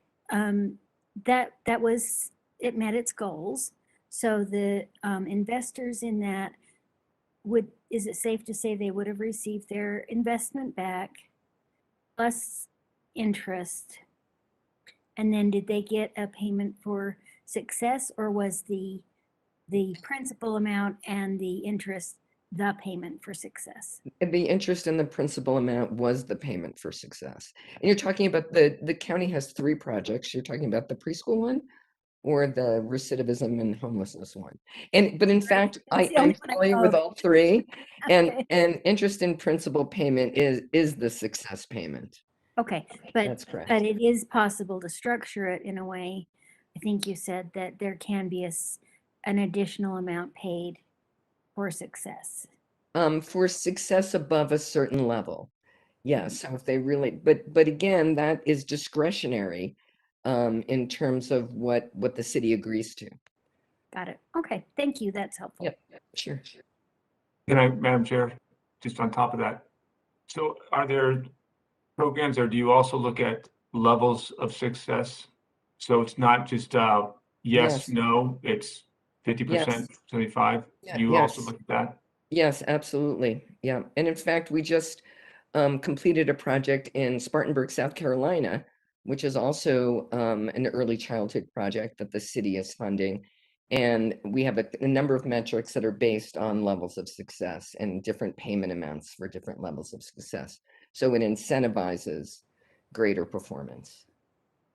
Now, when we look at the philanthropic and the social impact funding investors, are we looking at 90-10, 50-50? How are we trying to break this out? Are we looking for philanthropic to do, hey, I want Dugan to donate $100 million?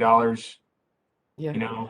we always like to maximize the philanthropic funding. So it's just a question of how many, what's available from the different types of investors. You know, it's putting all the pieces of the puzzle together essentially in terms of available resources. But our goal is always to maximize philanthropic funding. Chris? So where is there an example of this that I can Google and learn about and see how it happened and what people did and how it worked out? There used to be a website called payforsuccess.org, but I think they've taken it down. And this is for this kind of social impact loan financing strategy, which is not a foregone conclusion, of course. We could probably put together some materials for you. I can share the project that was just launched in Spartanburg, South Carolina. That's also looking at early childhood programs as well as some professional development for childcare. And then, of course, the county has 2 projects that are still going on in terms of homelessness and recidivism, but we can follow up with the mayor's office and provide some materials for you, and you know, also always happy to answer questions. Would that be helpful? Yeah, and maybe I just need somebody to explain this in more of a yeah, I'm not a super business minded person, even though I mean, I run my small business and that is pretty much the limits of my understanding and I definitely am not an investor in like, you know, playing the market or whatever. But I think like, okay, I agree again about this, and I look at something like the Third North Bridge and say, okay, this is something that there's a price tag on that I know if I pay for that, you know, barring like an act of God or some other unforeseeable thing, I'm going to get a bridge. And I know that the bridge is going to last this long. And I know that the bridge is going to provide that many classes of kids going to school the ability to go to school without getting hit by a train. And that, you know, I feel like this money that we're going to be getting is such a gift, you know, it's this golden egg that I want to be very protective of. Sure. And it sounds like I need the surety of the bridge for this Sure. egg, because Yeah. this egg is too important. It's too big. Sure. And Ben, I'm wondering, in addition to, you know, providing some resources, I think, you know, we at Sorensen would be happy to include in phase 2 briefings with the council along these lines, where we could, you know, provide materials and put together presentations that will answer your questions, give you an opportunity to dig into the details. And this way we can include in phase 2, if you decide to go forward, this educational process. So by the time you're ready to consider, you know, an appropriation, you'll have all the information that you need and have all your questions answered. And if I could just share just from like, I think that's typically what our job is to figure out a lot of those answers to those questions. And I think the challenge has been that a lot of those questions can't be answered until we know some of those things from phase 2. It's the greatest chicken and egg problem to have. But it sounds like there is much more work to be done on just basic education of what a pay for success model is. I think that there had been some discussions because based on what may end up happening in terms of private or philanthropic dollars, you may not, is it correct to say you may not need the pay for success model if the large portion is philanthropic? Is that creating it, is it complicating the program unnecessarily? I think it is possible that we might not need social impact investors. I think what we would do would be to lay out the pros and the cons for each, financial strategy, financing strategy that we think is viable for the council to consider. But yes, it is entirely possible that it makes sense to use only philanthropic contribution and the city's appropriation if it decides to do that. I think I think it's an enviable position to be in, to be able to allocate seed funding and have a 10 times multiplier. I think it's quite an enviable position, I think, for any city to be in.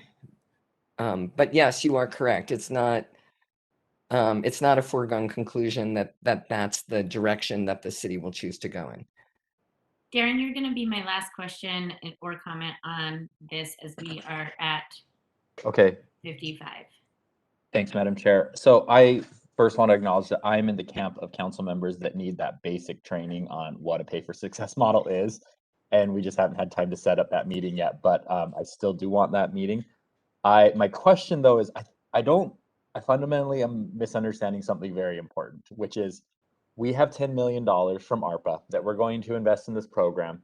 And then there's philanthropic money that's going to come in without a request for a return, but then there's also private money that's coming in with the understanding that if the program is successful, they will get their money back plus a little bit of interest. Where does that return money come from? Because ARPA is a one-time thing. Is that expected that, are we not only encumbering our $10 million of ARPA, but we're also encumbering future sales tax and property tax revenue? Or is there some other government or agency or some other funding source that is going to pay, assuming, say it's a third or whatever of the money to pay these teachers and pay for schools and pay for transportation and all that is paid for by private investors that, assuming the project's success, get paid back? Where does that money come from? So if you decide to go with the pay for success structure, it would come out, it would only be limited to the $10 million if that were put into an outcomes fund. So when we estimated the amount, we estimated the budget needed for 5 years of services. We estimated what might be needed to make outcome payments over a 9-year period, but it would be done at the end of 9 years in terms of paying back the investors. And it's also not an all or nothing in terms of paying back, because investors could end up getting their full investment back and a modest return if the programs meet all of their metrics, or they could end up getting partial return of principal if it only partially meets the metrics. So it's not an all or nothing in terms of repayment. But there would not be any future obligation from the city to the investors. It would be capped out at So the the $10 $10 million, I mean, if that's the case and we have $10 million, I guess I don't see why we need these social impact investors, because we could just say we're paying $10 million for early education and hire teachers and pay for space, and there's no future obligation, and we just hope that that program is a success. So, and I think that's part of, the pros and the cons that we would lay out for each financing strategy. Some of the reasons to do pay for success is you only pay if it works. So if you just pay for the programs up front and it doesn't work, you're out the $10 million. But if you leverage philanthropic funding and social impact investment funding, then they're the ones that are taking the risk of the performance. So you only pay if it works. So in fact, it speaks to the chair's comments earlier in terms of how do we know we're getting what we paid for? Well, in this funding model, you only pay if you get what you're paying for. So that's one of the advantages of it. The other is that it brings in other types of funders into these programs. So many of the funders that you see come in, they will recycle their money, for instance, into the program after the project period is over. This happened in South Carolina, it was part of the structure. So the funders who funded it didn't keep the money that was returned to them. They put it back into the program for continuity. That could be one particular sustainability strategy, for instance. So you bring in other types of funders into these social programs that that basically improves your ability to sustain these programs at scale into the future. And I think the difference, council members, and we can talk about this in some of these kind of smaller group meetings about it, is that typically the governments that choose these programs are choosing programs that they already fund, that, you know, that they are having trouble scaling up. And so it's a way for a government to solve a governmental problem, to say, we have a gap in funding, we need $10 more million to do this thing that the public is expecting us to do. And I think the unique thing in this is that it's the city stepping out and saying, we're going to do this thing that the public expects the school district and county to do, but they're not doing. And so we're stepping in with the city. And that makes this kind of a different proposition than some of the other, like if you were to Google like where this has happened before and what kinds of programs have been done before. So just wanted to make sure. I saw Cindy pop on. I did say I wasn't going to take any more, but it's Cindy. So Cindy, did you have a comment? So, and I apologize because as staff, we're always, it's our job to say, here's the worst case scenario. And so that's what we're trying to get our arms around here. So if the city has a cap of $10 million and that is increased tenfold, so you have a much bigger number. How then does the rest of this $100 million get paid back with its interest? The philanthropic money isn't paid back. Right, understand. Okay. Yeah, and so a good portion of that will be philanthropic money. Okay. So I think, so for instance, and it does, so if you think about, for instance, the foreign interventions, we estimated to be a total of $40 million. The city's contribution to that would be $10 million. So you're leveraging 4 to 1, both philanthropic and private money, essentially. Okay. If there's more resources, then we can, we have a lot of flexibility in terms of, what type of scale we can get to, or what additional needs might need to be addressed in terms of wraparound services.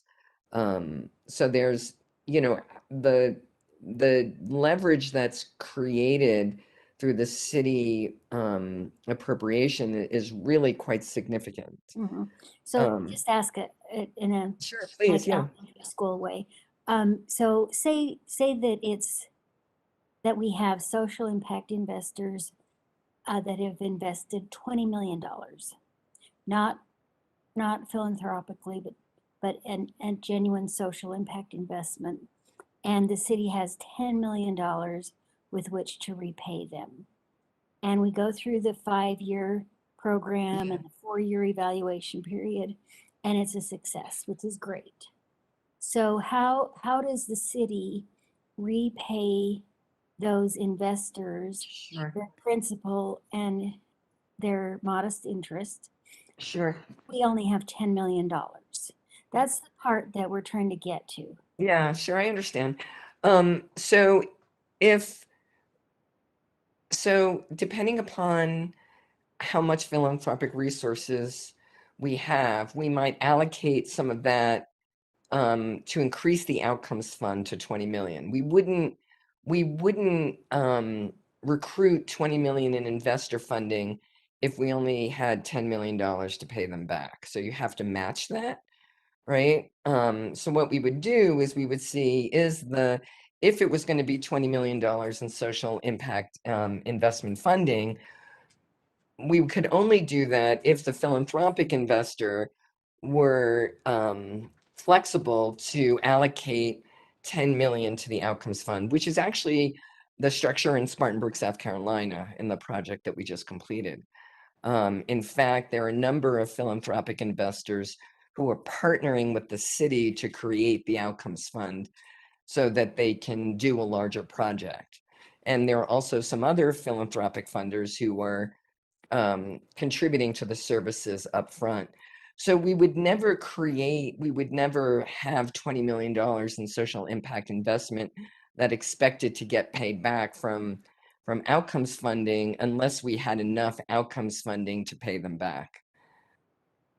Okay, so the idea that the 10 million can increase to threefold or something like that is dependent upon philanthropic investors going beyond that 10 million. So the philanthropic investment may not go to direct services.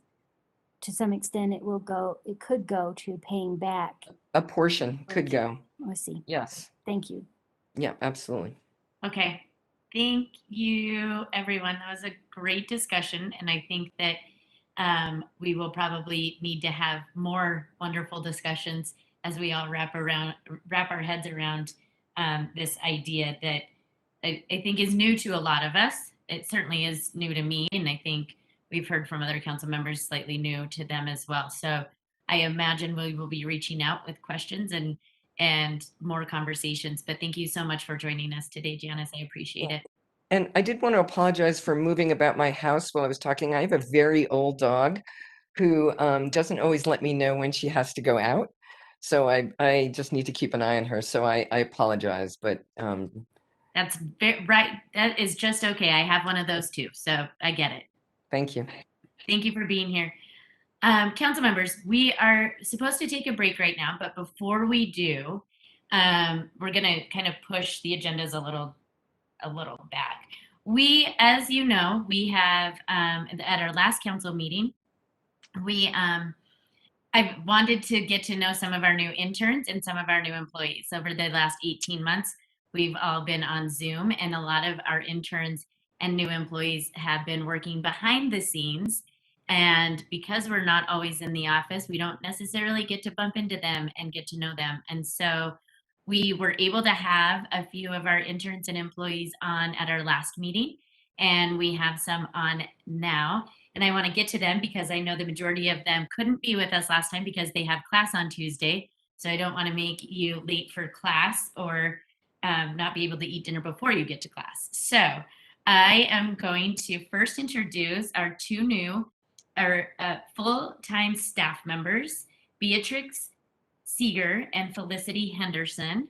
So if Beatrix is on, or I see Felicity's tile. So Felicity, if you want to introduce yourself and tell us a little bit about yourself.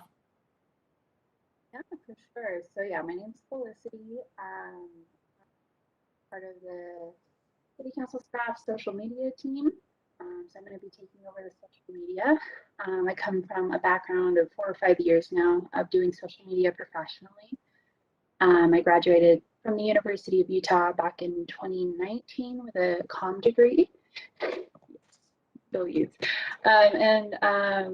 then, I have had the chance to work for Netflix's Twitter team, Google's social media team. My most recent work experience prior to this was working for Yesco as their marketing director, which included social media, event planning, a lot of stuff. So I'm really excited for this opportunity to help everyone grow and yeah, happy to meet everyone. Awesome. Thank you so much, Felicity, and welcome to the team. Beatrix, would you like to take a moment? Okay, can you hear me all right? Oh, now we can't hear you. We could hear you, and now we can't.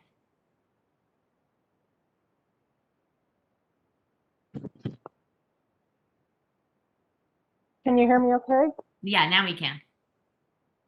So I'm Beatrix Seeger, and I will be doing media relations for the City Council office. And, press releases, press conferences, newsletters, meeting recaps, all of that good media. Sorry. And, I was employed with League of Women Voters of Utah and True Utah. And so my interest has always been communication and politics. So it's a pleasure pleasure to serve with all of you and to meet you. I hope in person soon. So, but yeah, thank you. I can't wait to know you all better. Awesome. Thank you, Beatrix. Thank you for being here and joining the team. I am going to turn to our interns, and I'm just going to go down the list as I have it here. We all know Taylor Hill. However, I don't know if we've ever met in person, Taylor, but why don't you take it away? Tell us about you. Yeah, so I'm Taylor. I currently attend Weber State. I'm on the lacrosse team at Weber State, and I'm studying business administration. And I actually graduate this semester, so that's super exciting with my bachelor's degree. And then I have been here for almost a year, close to a year. And I started as an intern. And I think you all know kind of what I do. I'm in charge of all of these WebEx meetings, all that fun stuff. And I manage the daily public comments for you guys. So Thank you, Taylor. I have to say, I may not have been able to pick you out in the lineup, but if it was a voice lineup, I would 100% be able to tell your voice. Thanks for all your hard work over the last year. It's nice to finally put a face to the voice. So next we have Danny Inglesby. Is Danny with us? Yeah, hi. I'm a senior at the University of Utah, and I'm working with the comm team right now. I'm graduating in December with a degree in strategic communication and marketing. And I've been working on helping the project engagement coordinators update websites and get new hubs up and running. Great. Thank you, Danny. Thank you for being here. Next, we have Bree. Is it Bree Williams? Yes, it's Bree. Hello, I'm from the Seattle area. I'm an intern on the social media team. I work on social media strategies. I monitor social media daily. I've also sent out the weekly board once, but I do work on that as well. I've been doing some photography for different events, and a little bit of graphic design as well. But I just graduated from Utah State with my bachelor's degree in journalism, emphasis in marketing. So I'm excited to be here and learn from all of you. Awesome. Thank you so much, Bree, and welcome to the team. Laura Stevens. Hello, I'm Laura. I am at the University of Utah, the Master's for City and Metropolitan Planning. I am working with Brian Fulmer and Amy for District 7 meetings, notes, and other fun things in the office. Awesome. Thank you so much, Laura. And welcome, as always, DeSharon Sloan. And hopefully I pronounced that correctly. Hello, my name is Ronnie Sloan, actually. That's my legal name that you just pronounced, but I go by Ronnie. Good to know. Thanks, Ronnie. I am a constituent liaison intern for District 5, and so I collaborate with Councilmember Mono and his liaison, Priscilla, on topics in operation pertaining to the District 5 area.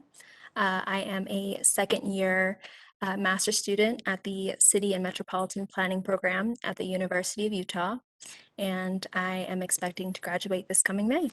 So glad to be here. Thank you. Awesome. Thank you so much. Welcome to the team as well. Olivia Billstitch. Hopefully I said Yeah, you got it right. I'm Olivia. I'm also a student at the U. I'm doing like a dual program, so I'm finishing up my undergraduate in urban ecology and my master's in city and metropolitan planning. So I'll graduate with both of those next spring, 2023. And I'm also constituent liaison intern helping out in District 2. Excellent. Well, I always think we have an amazing team. I think that our city council staff, no offense to any other department that is on this call right now, but I am biased towards our city council staff, and think that our interns have always been amazing, and you get to learn from some of the greatest people that I've ever met, not us council members, the staff. We're mostly just pains, but Thank you so much for being with us. Thank you. Welcome to the team. And it's really nice to meet you all virtually. And hopefully we will start running into each other in the hallways. But thank you for being here. Appreciate you. Council members, we are going to take a break. We are a little bit behind, but that's okay. We have plenty of time for this next budget amendment.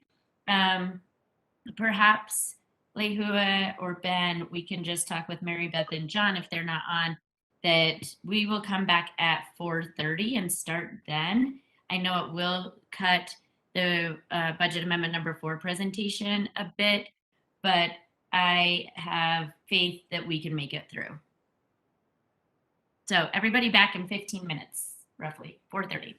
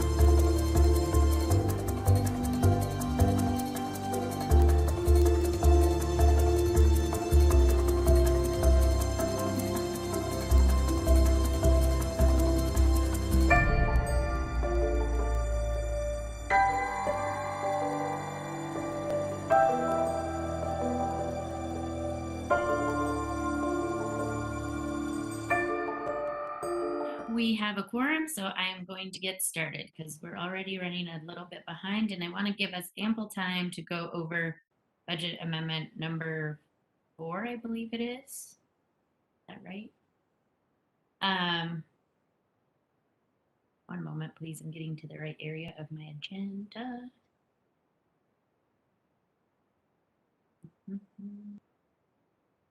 Yes, budget amendment number 4. And we have Ben Ludke, one of our council office policy analysts, Mary Beth Thompson, our chief financial officer, and John Vike, our city budget director. So I am going to turn the time over to Ben. Thank you, Madam Chair. This is the first briefing for budget amendment number 4, and a public hearing is scheduled next Tuesday, November 16th. There are 41 proposed items. This is a large budget amendment for sure. The total expenditures from fund balance are almost $2.9 million. There are also 22 new FTEs, that is full-time employees, that are proposed to be created in this budget amendment. If all the items are adopted as proposed, then fund balance would be $500,000 below the 13% minimum target the council established a few years ago. As it was mentioned earlier in the meeting, there are several items proposed to use American Rescue Plan Act, or ARPA funding. The total amount is almost $14.5 million from that federal funding source in this budget amendment. Now, many of those items would use the one-time federal money for one-time uses.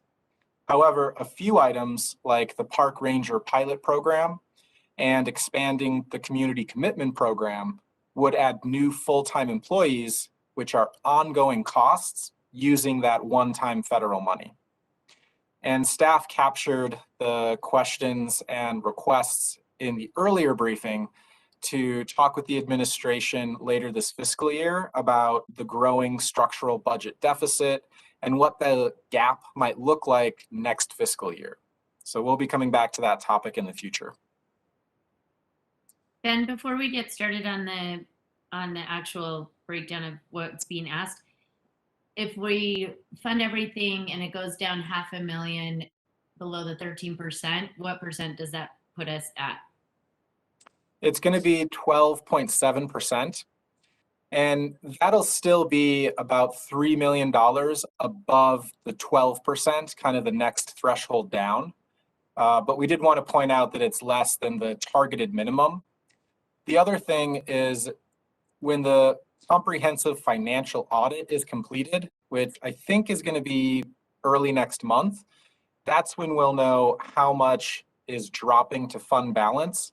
So it could be increased at that point, but it's a little too soon to know how much is going to drop to fund balance from last fiscal year and give you an updated percentage. Okay, thanks, Ben.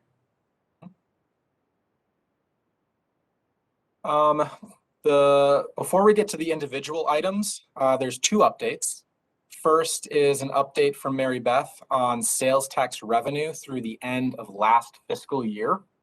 Taylor, can you screen share attachment 1? It has 2 tables on this point, and I'll turn the time over to Mary Beth. Good afternoon, Council. So in fiscal year 2021, we received almost $8 million in revenues from sales tax. This doesn't include the half cent. This is only sales tax. Our hospitality industry, restaurants, bars, and hotels are still down from last fiscal year, but the other areas are making a significant impact. As you can see, June, we received $8 million, which is the highest month I have ever seen our sales tax come in at. 73 million is what we actually received. Our budget was 62. So that's about an $11 million increase, significant. And majority of that came in June, or, $3 million of that came in June, so a third of it did. If you can scroll down a little bit, Taylor, so that they can see the bottom portion of this slide. Thank you. So as you can see, I spoke about accommodations and food services are still significantly down, real estate's down, but wholesale trade is up. That's where we see a significant increase in year-over-year actuals. Any questions?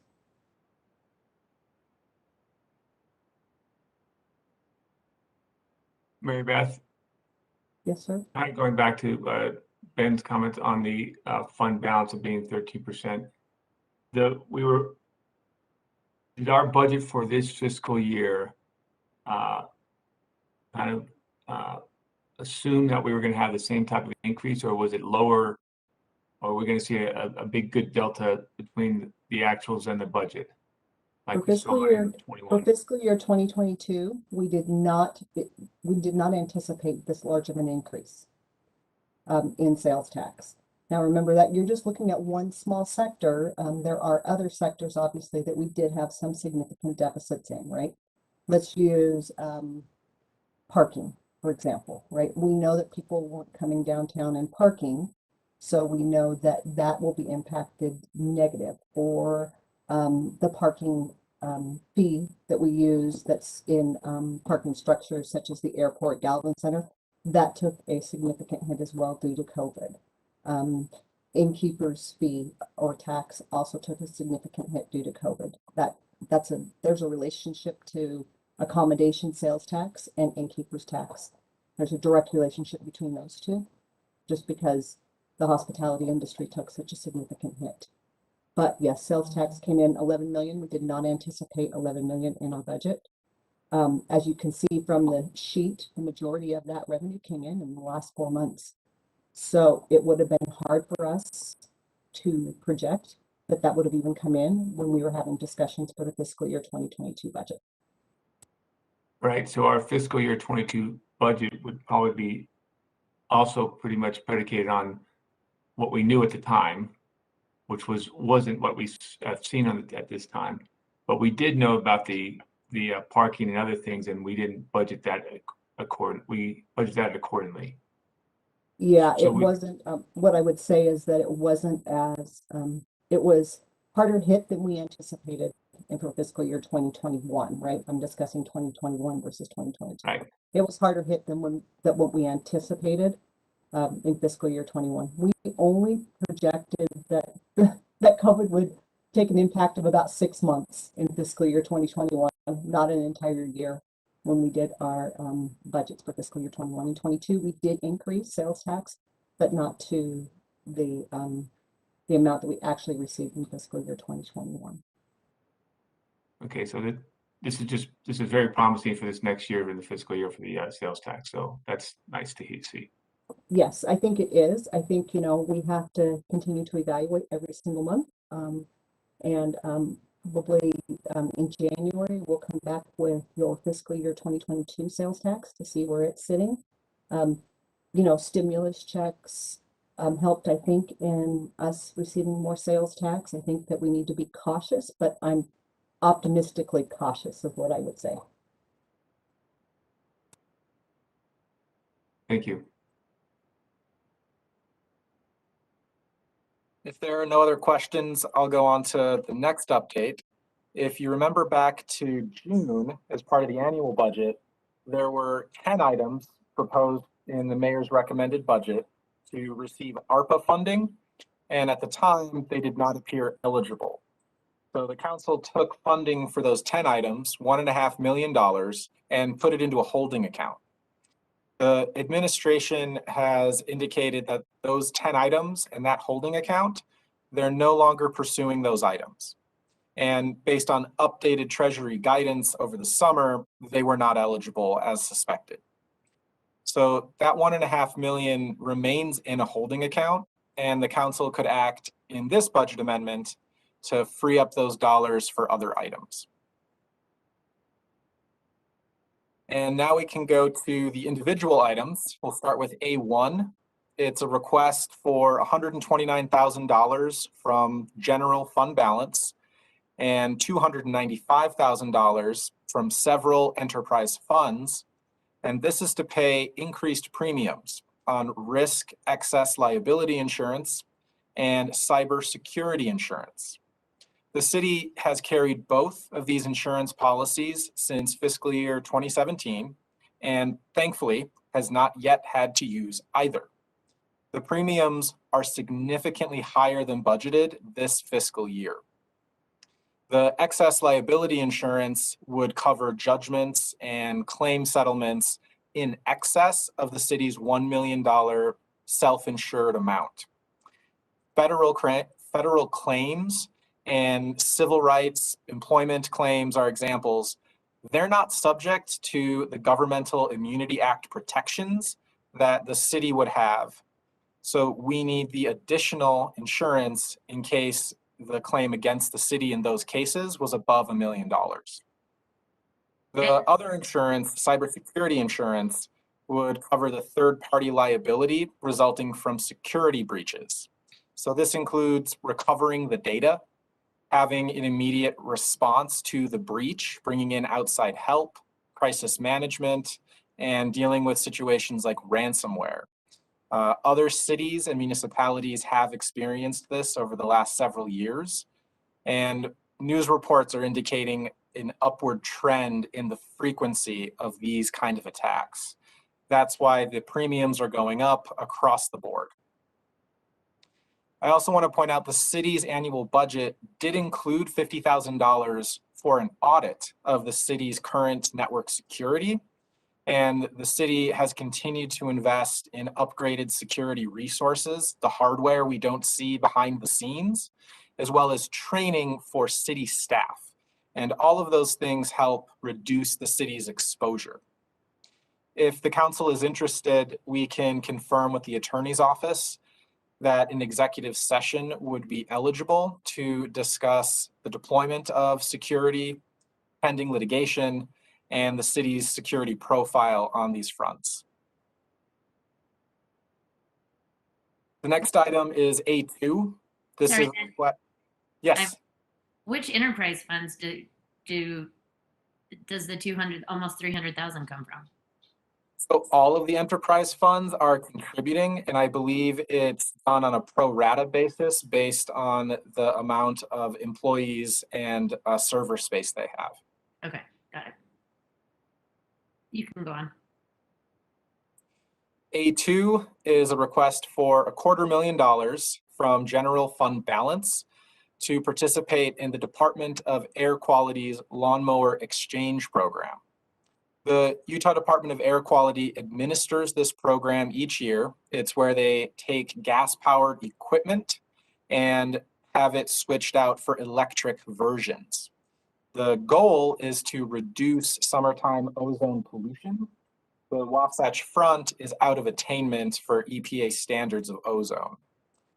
The Utah Department of Air Quality, they've set aside a little under $1 million to continue this exchange program. The equipment exchanges are estimated to benefit about 1,000 city residents. This is more than the city residents participated earlier this year. That was about 580 residents for $161,000. So increasing the funding level, it's hoped to double the number of residents that can participate. The city's Alta Haul program will then go out to the resident's home, pick up the lawnmower, the gas-powered one, and then recycle it. The focus for this next round is proposed to be on West Side neighborhoods.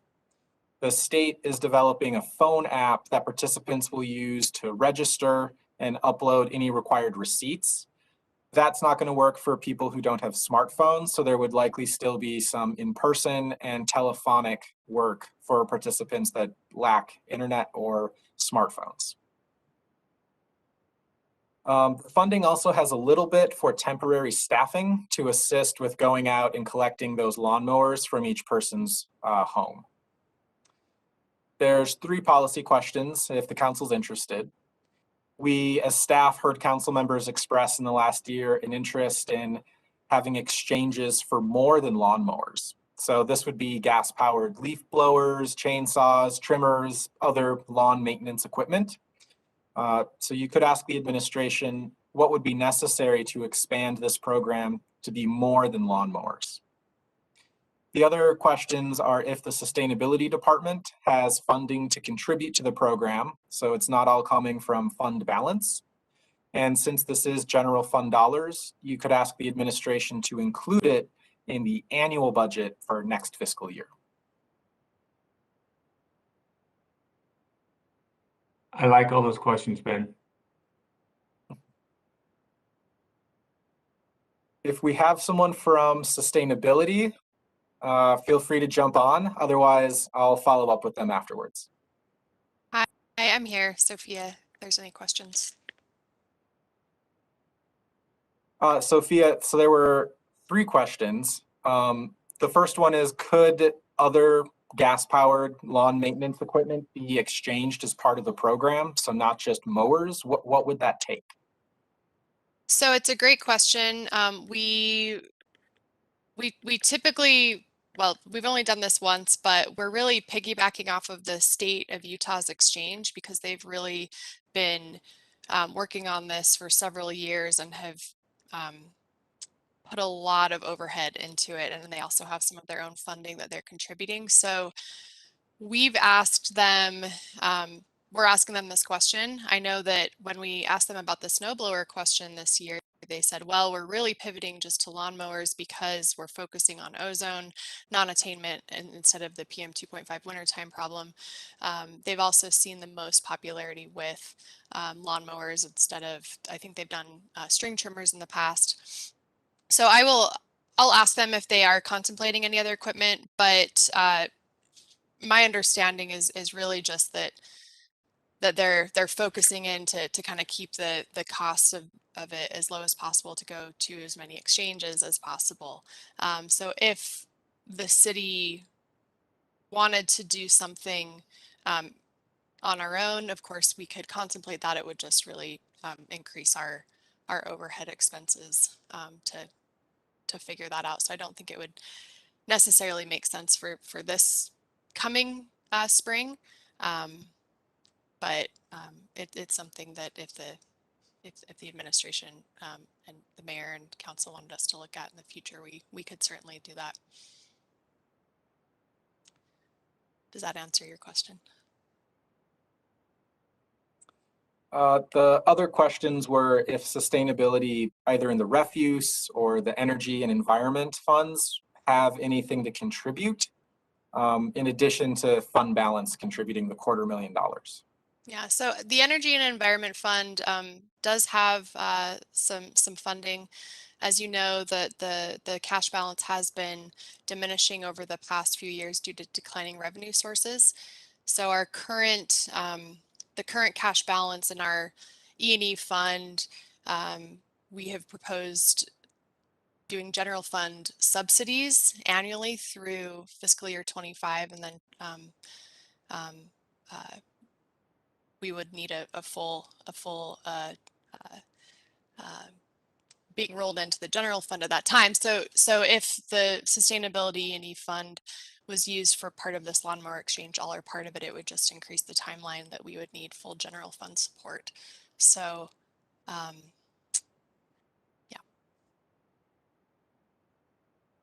And then the last one I think is a little less than a question, but more of an interest. If funding for this program next fiscal year could be added into the annual budget when it's recommended in May. So I think that's more of a council request. Yes, we can do that. If that's it, I'll go to the next item, Madam Chair. A3, it's a request for $844,000 from general fund balance for safe building improvements to the city and county building. The Public Services Department identified several improvements to provide a safer environment to protect against the spread of disease. Consultants, health officials, and current employees all collaborated to identify these changes. There is a list in the staff report, and I'll just call out some of them. There's $250,000 for upgrading HVAC systems to better capture airborne particles, $165,000 for enhanced janitorial cleaning 5 days a week through the end of the fiscal year, and $131,000 for teleconferencing and meeting equipment for virtual and hybrid public meetings.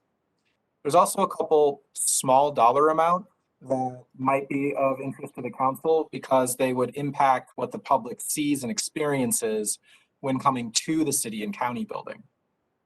Those items are $10,000 for public noticing digital signs at the ADA entrance to the city and county building and at Plaza 349. There's $6,000 for desks and chairs to create 2 check-in areas. One of these check-in areas would be on the first floor between the 2 elevators, and the second would be close to the east entrance. Security guards would cover the check-in desks as part of the existing contract with the city, and procedures are being developed for this new function. There's also $5,000 for an appointment management software, and that feeds into one of the policy questions, which is how would the public interface with the appointment management software, and how would the public access the city and county building when these are implemented? The building is in the process of reopening, and these funds will be part of that over the fiscal year. Other questions are if public noticing digital signs are needed elsewhere on the civic campus, such as the main library and the public safety building. So the same information would be available across the civic campus. And if the council's interested, you could ask the administration about what virtual and hybrid meeting equipment and training would be available for the 24 city boards and commissions, and if there's interest to provide training to community councils. Then Chris, go ahead. I just saw your hand and then I have a question. Sure. So what's the check-in desk? And could people just check in at the security desk?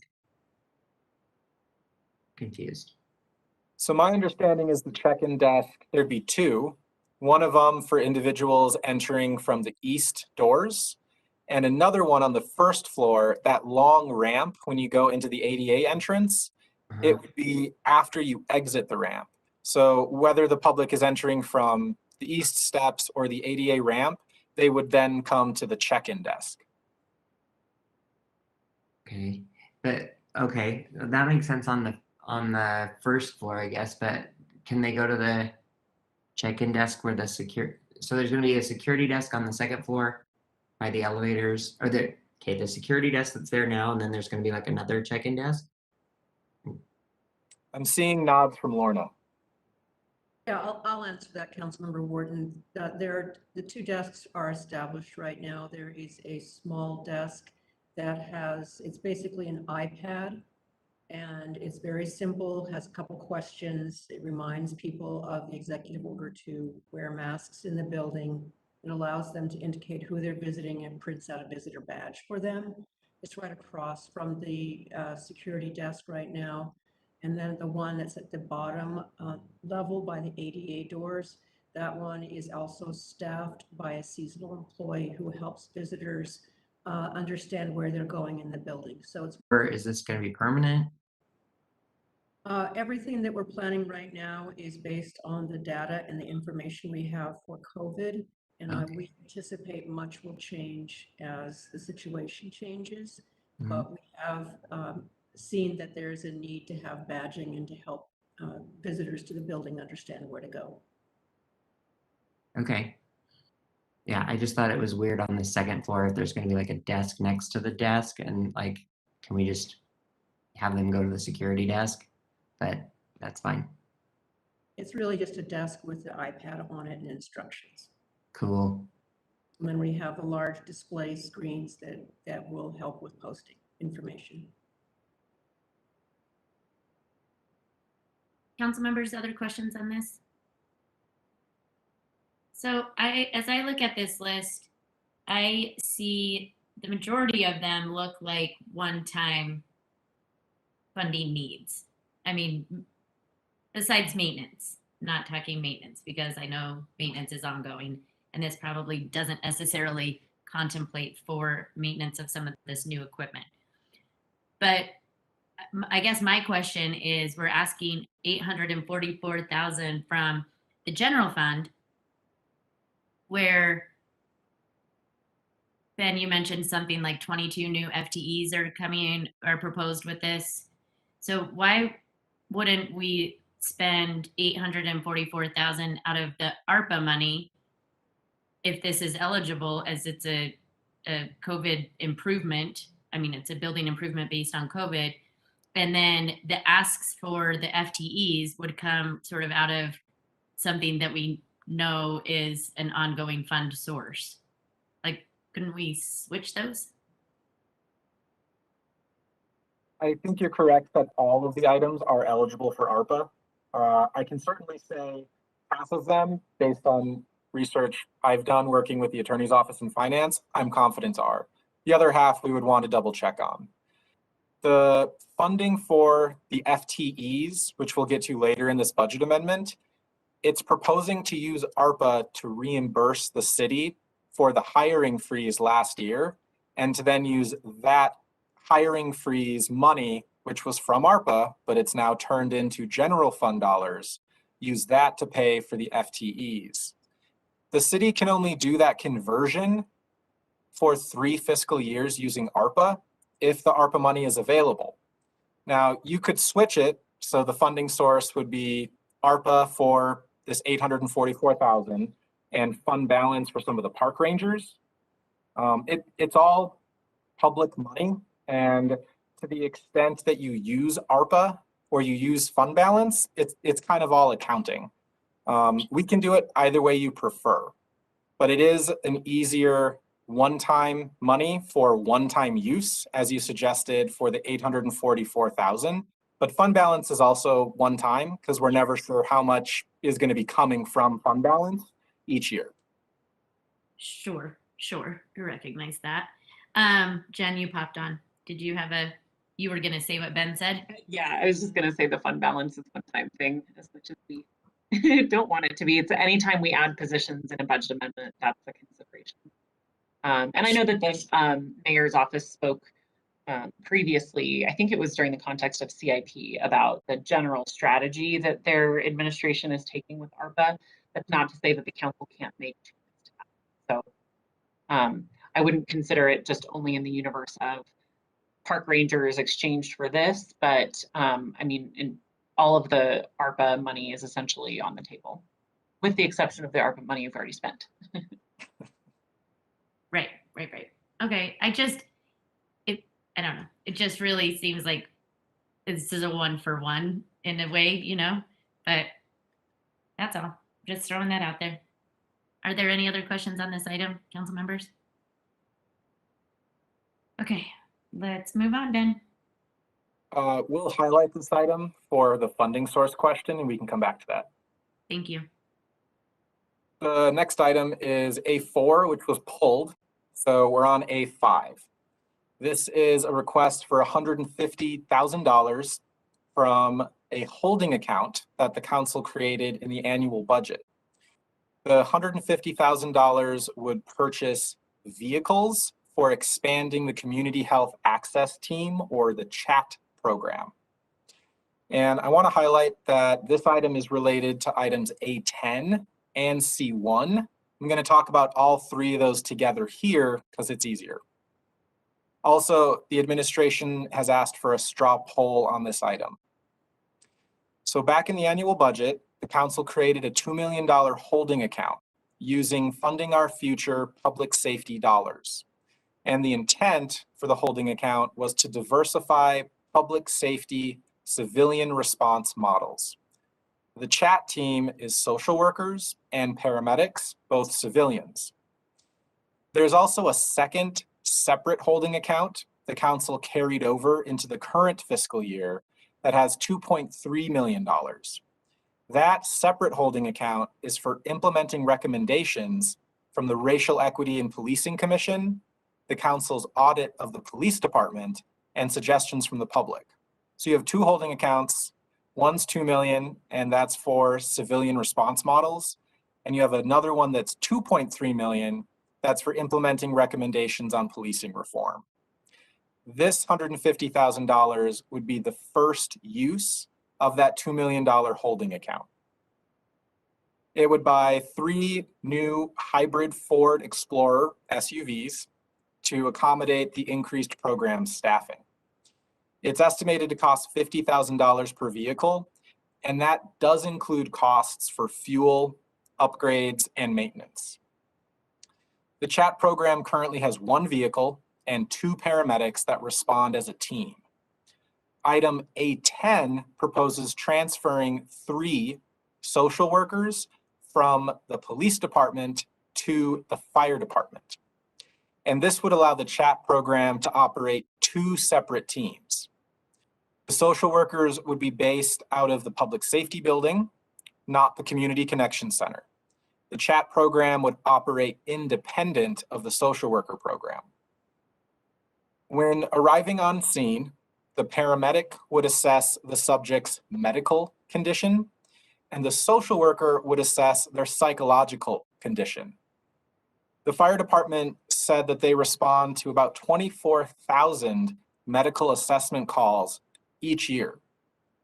The fire department may seek to further expand the chat program in the future if having this mixed skill set response model is seen as an improvement for responding to those medical assessments. The fire department and the 911 department presented this proposal to the REP Commission, and they were supportive. And one of the things they asked about was how this program could address inequities in the city, particularly for people who have a disproportionate lack of access to medical services. And this is one of the policy questions in the staff report. With the added skill sets of the social workers, the chat program would respond to calls for service related to mental health and homelessness. This has the potential to divert some calls away from a law enforcement response, so police officers could address more serious calls for service. Some call types are not eligible for this, like if there's a weapon present or if there have been threats of violence, but the potential for diverting calls exists. One of the policy questions is about identifying and tracking those calls for service to be diverted to the chat program or one of the other civilian response options. So how does the 911 department identify when a call is a good candidate for diversion? And is there a system in place or being planned to track the calls that are diverted? Because that information could be helpful to measure the success of the program as well as the demand to meet the community need. And I think it's worth taking a step back to say how many civilian response programs does the city have? There is this expanded chat program, so 1, the crisis intervention team, where it's a police officer and a social worker responding. There is the social worker program by itself. Later, we'll get to the park ranger program. And then you heard earlier today, a police civilian responder program. So we could be looking at 5, which is a significant change from a few years ago. And I wanted to remind you of those 2 holding accounts because some of these pilot programs may come back to you for additional funding. Other thing I wanted to share is from the council's audit of the police department. Taylor, would you throw up page 7 of the staff report? Council's operational audit, it recommended that the civilian response programs have their hours changed to include evenings. You may want to ask the administration if an expanded chat program would have operating hours in the evening. What you see in front of you is at the top, midnight to 11 p.m. On the left are the different call types to 911. The blue lines are when the crisis intervention team is operating and the social worker program is operating. And then the black bubbles are the volumes of calls coming in each hour of the day. And what this shows is that most of the calls are arriving in the evening outside of those program operating hours. Taylor, would you scroll down to the second graphic on the next page, please? Thank you. So we have the same setup, hours on the top, the bubbles showing the volume of calls, the blue lines are when CIT and the social worker program operates. But on the left, we have different calls for service. And these are more related to homelessness, not as much mental health. And again, you'll see a large number of these calls also come in the evening outside of the operating hours for CIT and the social workers. So you've seen this before, but we thought it was good to remind you and the public of this finding from the audit. You can take it down, Taylor. Council members, questions on this item?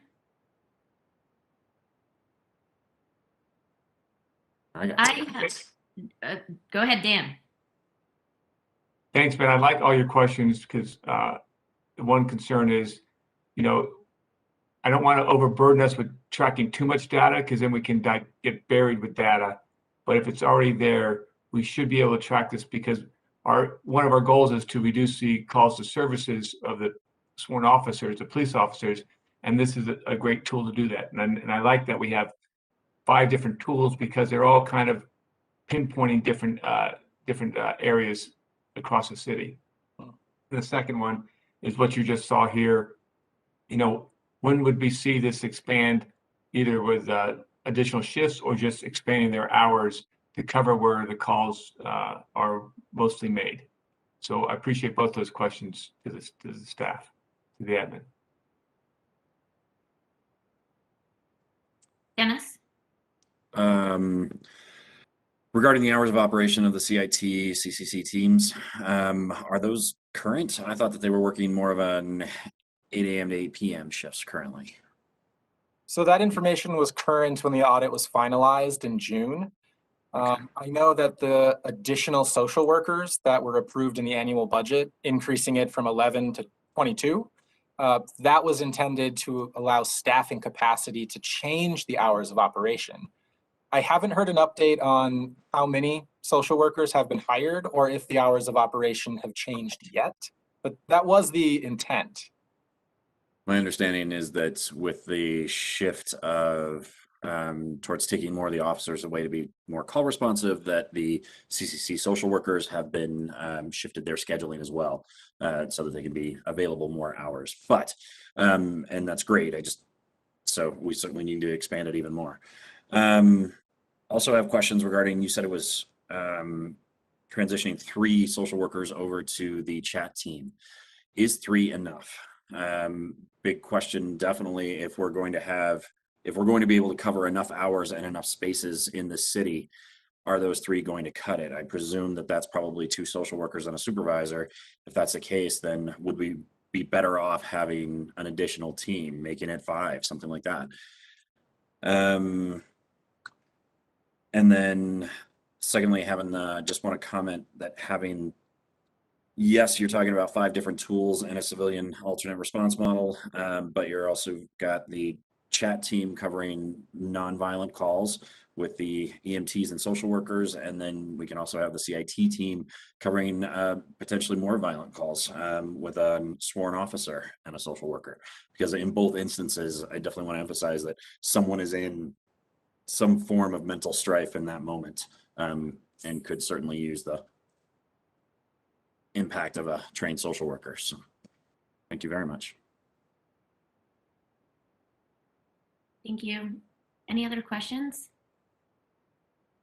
Okay, I think, and I'm looking at Lisa's tile right now because she decided to turn her camera on. So, but this is sort of directed to the administration and the point that I think that Ben brought up with the sort of 5 different tools, if you will, and to Dennis's point a little bit.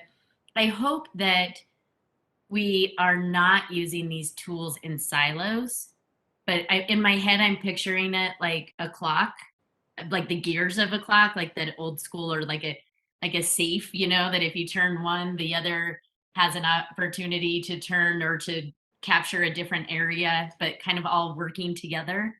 And because you know, when we did the audit with the police department budget, a lot of things really came out that I don't think, I mean, I certainly didn't know, public didn't know, and I would venture to guess a lot of people didn't know, and or at least have brought to the forefront the way that the audit did. And one of them was this timeline. Like when I look at the times and the calls for service, like in my head, it makes sense, right? It's like, oh yeah, of course, right? Like, of course, that's when all of the calls come in. I'm a I'm a criminal defense attorney. I know when things happen, right?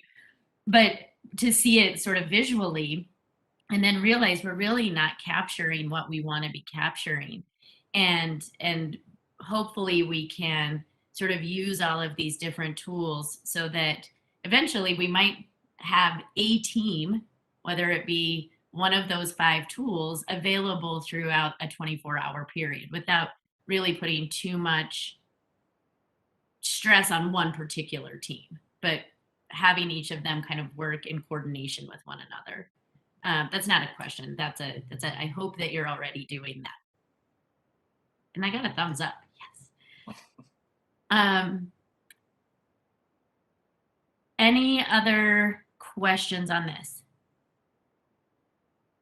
The administration is looking for a straw poll on this. And so because it's not a motion, I think I can give the straw poll. I would offer a straw poll that we support the $150,000 for the chat program vehicles. And honestly, I think it could come from either one of the $2 million holding funds. I think we could probably pull it from the alternative response model, but really, I think it doesn't matter which one. It in my opinion, it covers both of the objectives for both of those holding accounts. So I'm just going to say the straw poll is I support $150,000 from one of the 2 holding accounts. Dennis, do you have a question on that? Quick comment. Just want to ensure that that's going to be enough, frankly, if we get a response on whether or not it would make sense to have more than a single team. For example, do we need to buy an extra vehicle? But minimum of 150K. Lisa? Yeah, thank you, Councilmember Ferris. The council previously supported and funded an additional MRT vehicle for the fire department, which we are in the process of ordering and making ready for deployment in another area of our city. And if this test of our alternate response model proves to be successful and efficient, it would make a lot of sense to team up some social workers with the additional MRT team. In that case, we would come back to the council and ask for 2 additional FTEs, or we would take a look at our existing social worker teams and see if there's a way that we can juggle the schedules with the existing FTEs. We are having, I just spoke with Jessica a couple of days ago, a little bit of difficulty in recruiting social workers. Even though they're funded, it doesn't mean we have warm bodies to start doing that work just yet. And we're working really hard to get that done. So, Mayor? Yeah, one of the ways we're working on that is that we've made a connection now with Dean Teasley, who runs the School of Social Work at the University of Utah. And we're trying to work directly with the school up there to not just get job opportunities into the hands of their graduates, and but also even looking at ways that current students could work with our Youth City program that is also really trying to find good people to come and work there. So we're really exploring, and if the council has ideas of additional ways that we can increase advertising or good applicants coming our way, let us know. Thank you, Madam Mayor. Thank you, Lisa.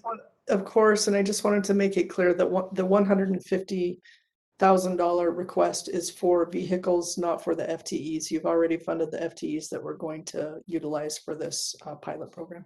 So thank you.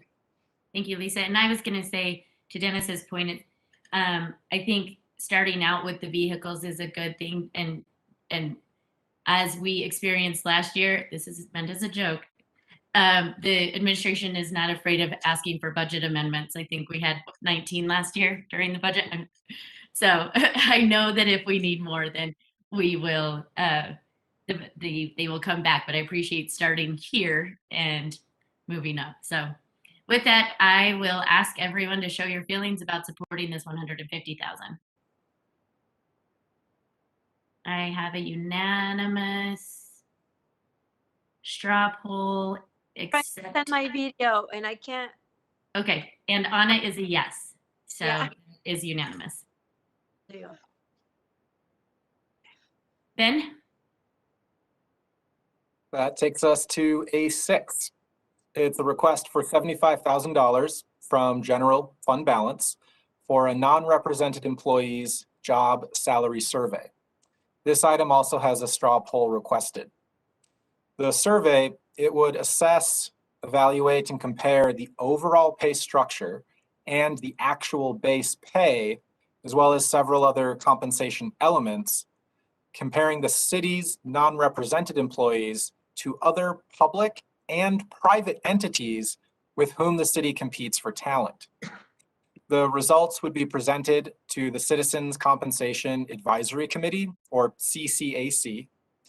This is very similar to what the city did in the last few years for public safety employees and for employees represented by AFSCME. Non-represented employees are about 1/3 of the city's total workforce, so about 1,000 FTEs. The reason a straw poll is requested is to have some additional time to select a consultant so that the resulting study can be presented to the CCAC in the spring and available in time to inform the next mayor's recommended budget.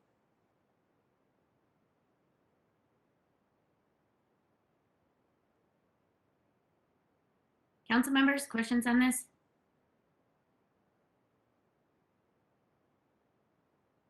I don't see any questions. Does anyone have a straw poll? Are we interested in funding this survey to pay a living wage to our employees? That was Is yeah, actually loaded. I will take that as a straw poll. You seemed a little trepidatious there, but I liked it. I liked it. So everyone show your feelings. That is unanimous, including Anna.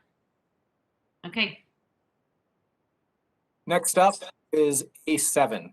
It's a request for $60,000 from general fund balance for a Sugar House special assessment area analysis. Back in June of this year, the Sugar House Community Council sent a letter to the Department of Economic Development asking for the city to explore an SAA for economic promotion in the Sugar House Business District.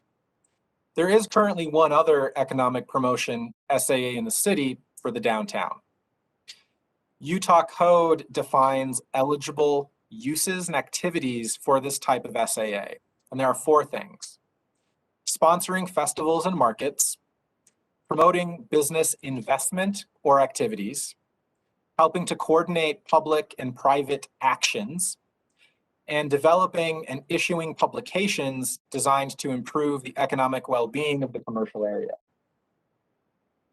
This funding would hire consultants as well as pay bond counsel to determine the specific rates, methods of assessment, the revenue estimates, what properties are impacted, the cost per property, the legal description for the boundaries, and drafting the notice that would be sent out to every impacted property owner.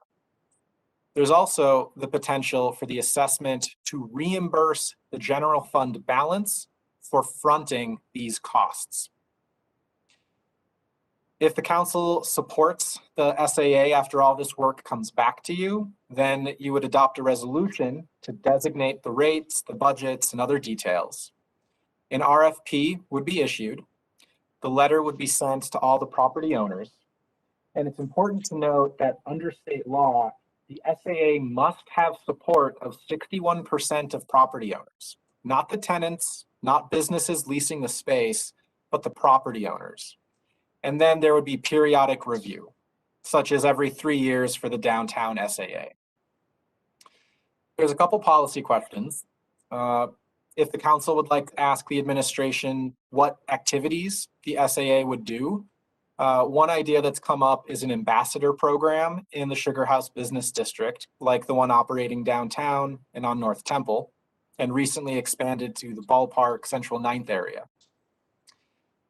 Does the council want to ask the administration to include reimbursement or the general fund balance fronting these costs in that analysis?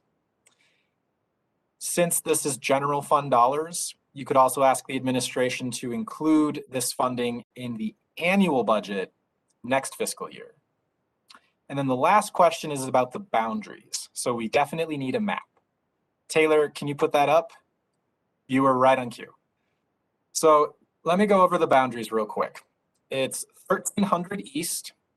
It goes down to I-80. It then goes up 700 East.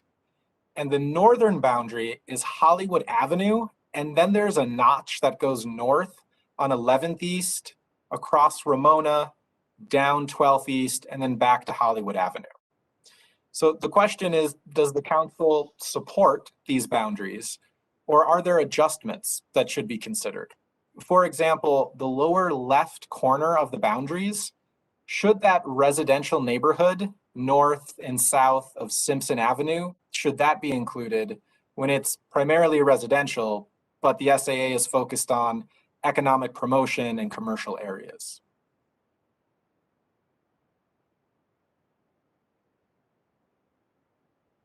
Council members? Darren? And then Dan? The special assessment is a property tax assessment, and that goes on residential and commercial properties. That's a question, I'm sorry.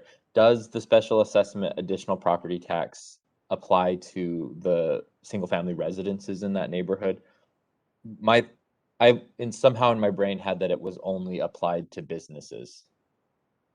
My understanding is it's only applied to businesses. What I'm not sure of is if multifamily housing is counted as a commercial business for SAA purposes. Gonna have to ask an attorney. Or Ben? Ben, do you have the answer to that? Collender. Hi, council members, and thanks for the question.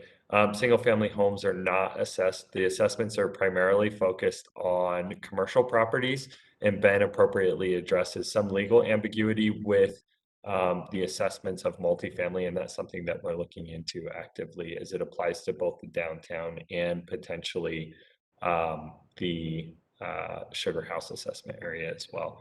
Currently, they are not assessed, to my knowledge, in the downtown, but it is something we're looking into. Are city-owned properties part of that assessment? All taxable properties are assessed. Non-taxable properties are not assessed as a part of the assessment area.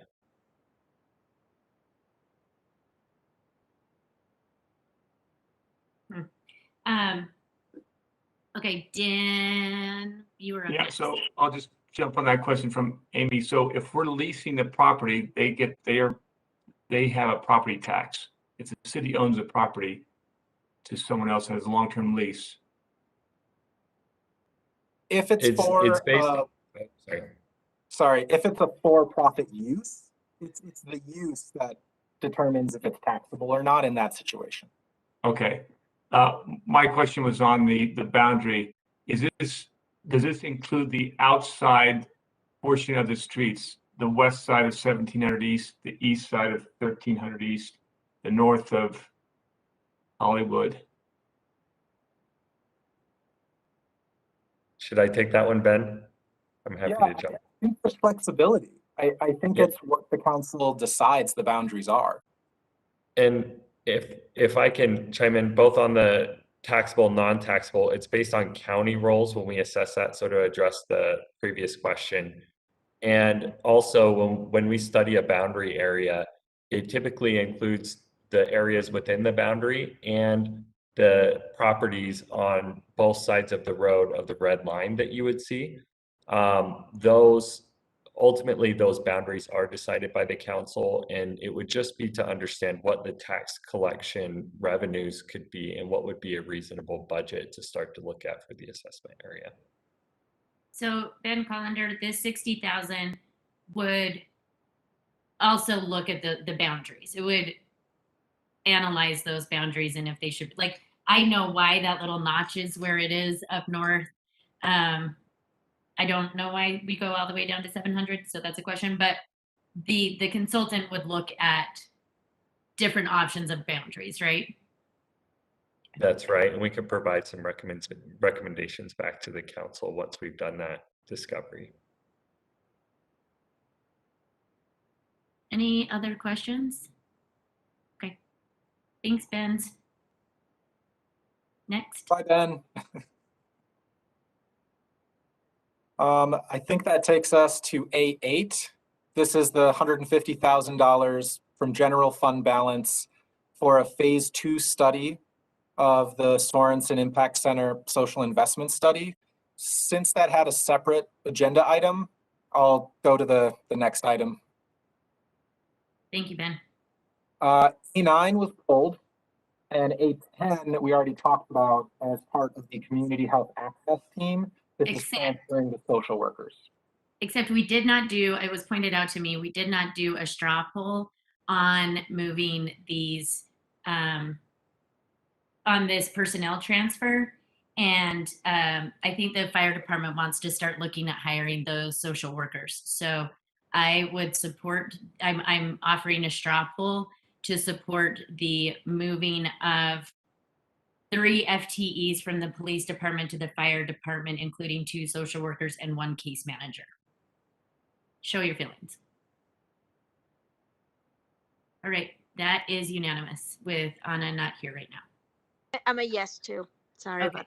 Now it's unanimous. So thank you. And now we can move on. So that takes us to A11. This is a request for $1.8 million from the Gulf Fund as a match for a water and energy efficiency grant. The Departments of Public Lands and Public Utilities submitted a grant application to help fund the installation and update landscape irrigation systems. It also includes additional water conservation measures. This is all at Rose Park Golf Course. The grant is sponsored by the Federal Bureau of Reclamation. Some of the fairway grass, which requires a lot of water, would be removed and it would be reseeded with drought-tolerant grasses. In addition, the total square footage for out-of-bounds or rough area play will increase. So the irrigated areas can be reduced. It's estimated this could be as much as a 25% reduction without impacting the current setup of the course. The turf reductions would occur in 2024, and the reduced water savings, it's estimated at about $25,000 annually. The administration is asking for a straw poll on this item because the timing of when the grant could be awarded to the city and when the city must respond to accept it is a short turnaround. So it could occur between council meetings. Does the Gulf Fund have $1.8 million? Council staff checked on that, and yes, they do have that 1.8 million today. Okay, Cindy? You might be on mute, Cindy. There I Okay, go. yeah, Okay. there. The council previously approved a turf reduction at Bonneville, and it surprised the abutting property owners and the golfing community. And we're still having meetings about it years later. So I don't know, you might want to ask if there's any sort of public engagement so that the public is brought along with the possibility of the turf reduction. Thank you, Cindy. Dan, I'll get to you in just 1 second. I appreciate that question. Ben, maybe we can mark this just A11, and I don't know what next week's, I don't know. So my question is, when is the grant supposed to come in, and when is that turnaround? Could we have a follow-up on just A11 on one of our next meetings so that we can determine that and not hold up getting grant money? My understanding is the concern would be the jump for 3 weeks between November 16th and December 7th. And I see Matt popped on. He may have, he may be able to confirm. Correct. The deadline that we need to have back to the Bureau of Reclamation is December 3rd. So we would need to have an approval on Budget Amendment 4, plus there's also a resolution that Public Utilities is putting forth that would need to be agreed upon, I think, by next week as well, in order for us to meet that December 3rd deadline, since there are no council meetings planned, but after that date.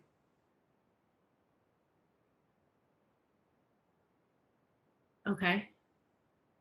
Dan, I'm gonna go to you real quick. Okay, so I've been holding the Bonneville Golf Course meetings with the constituents around, the residents around the golf course on the turf side of the house. And Matt's been part of those meetings.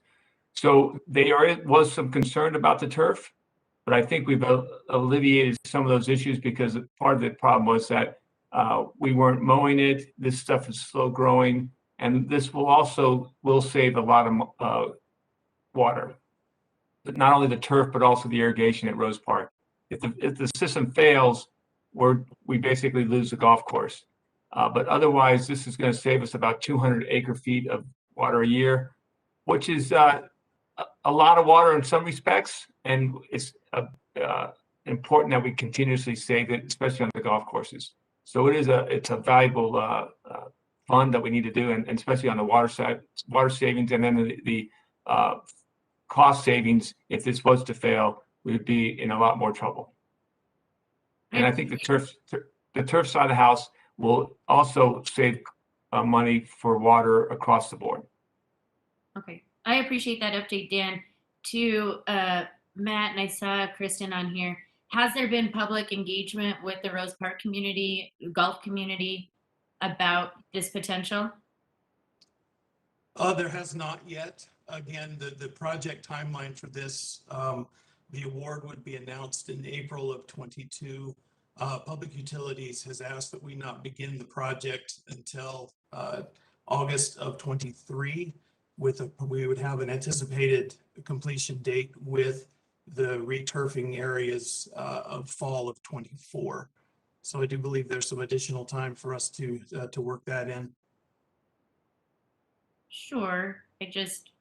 If we were hoping for this money, it seems like we maybe should have done some public outreach to say this is a potential, because if we get the money and then come back and say we're doing this, that's not necessarily public outreach, right?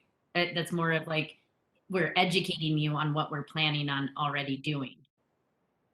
No, that's correct. We just had a very short window with which to apply for this. Okay. I mean, I'm okay with spending that money, and I appreciate Dan's update helps a lot, but I think, you know, I have a little bit of concerns on the lack of public engagement, even if we were to get the money, right? Just that prior, we might do this, and this is what is coming, so that potentially coming. And I know that always has its pros and cons as well. I get that, right? But then this isn't, again, it's not a public outreach. Let's have your input on whether you want this done. This is a public education on this is what we're doing. Do any other questions? Darren?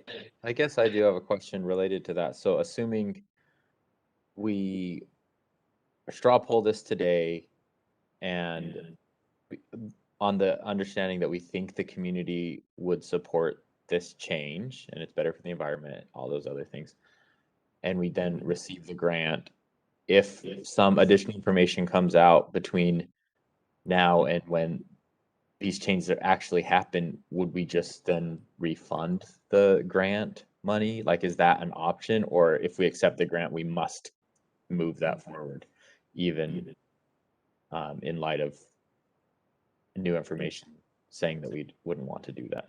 I mean, it seems like if we straw poll it today, are we just preserving the option to take this grant if it gets awarded? So can I speak to this a little bit? You are correct.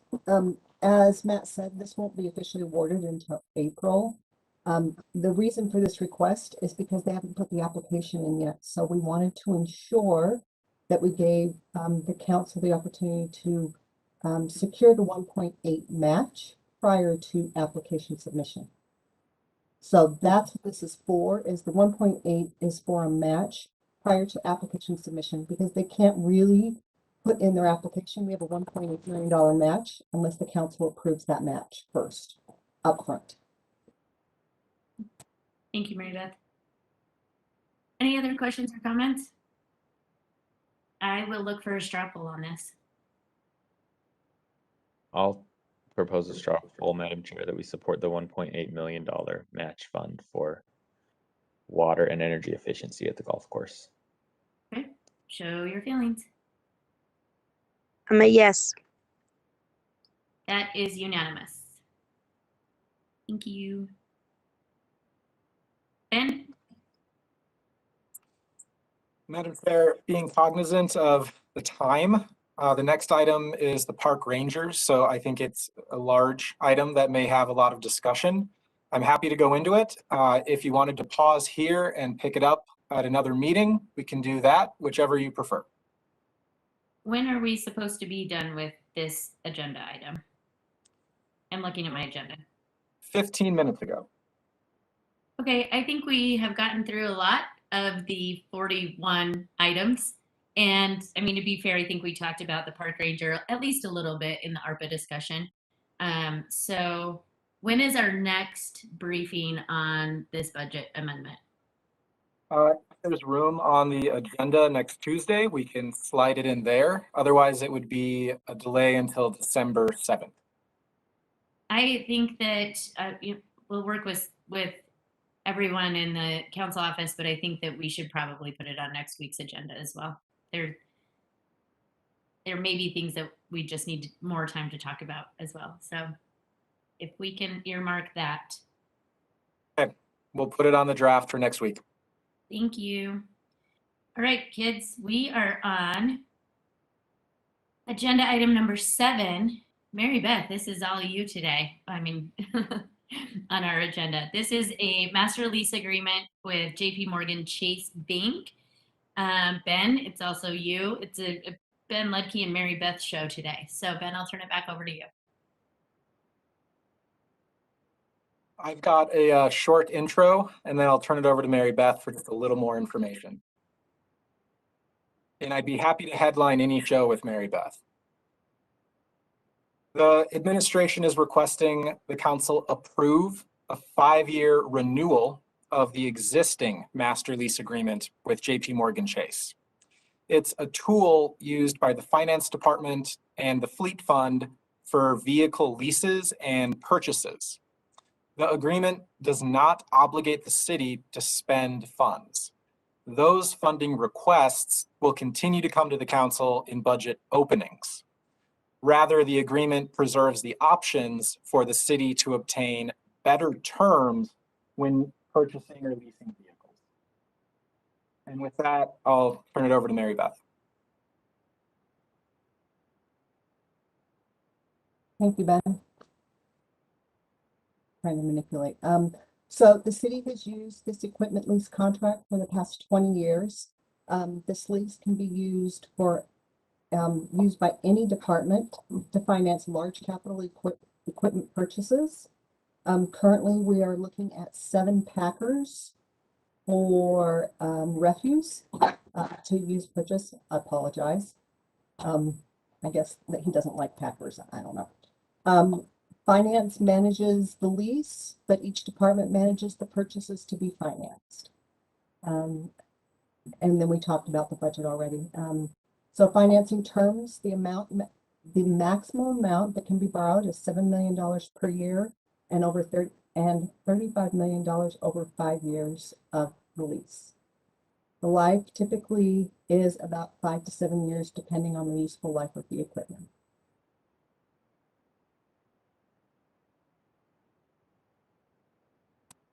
Thank you, Mary Beth. Thank you, Ben. Council members, do you have any questions on this?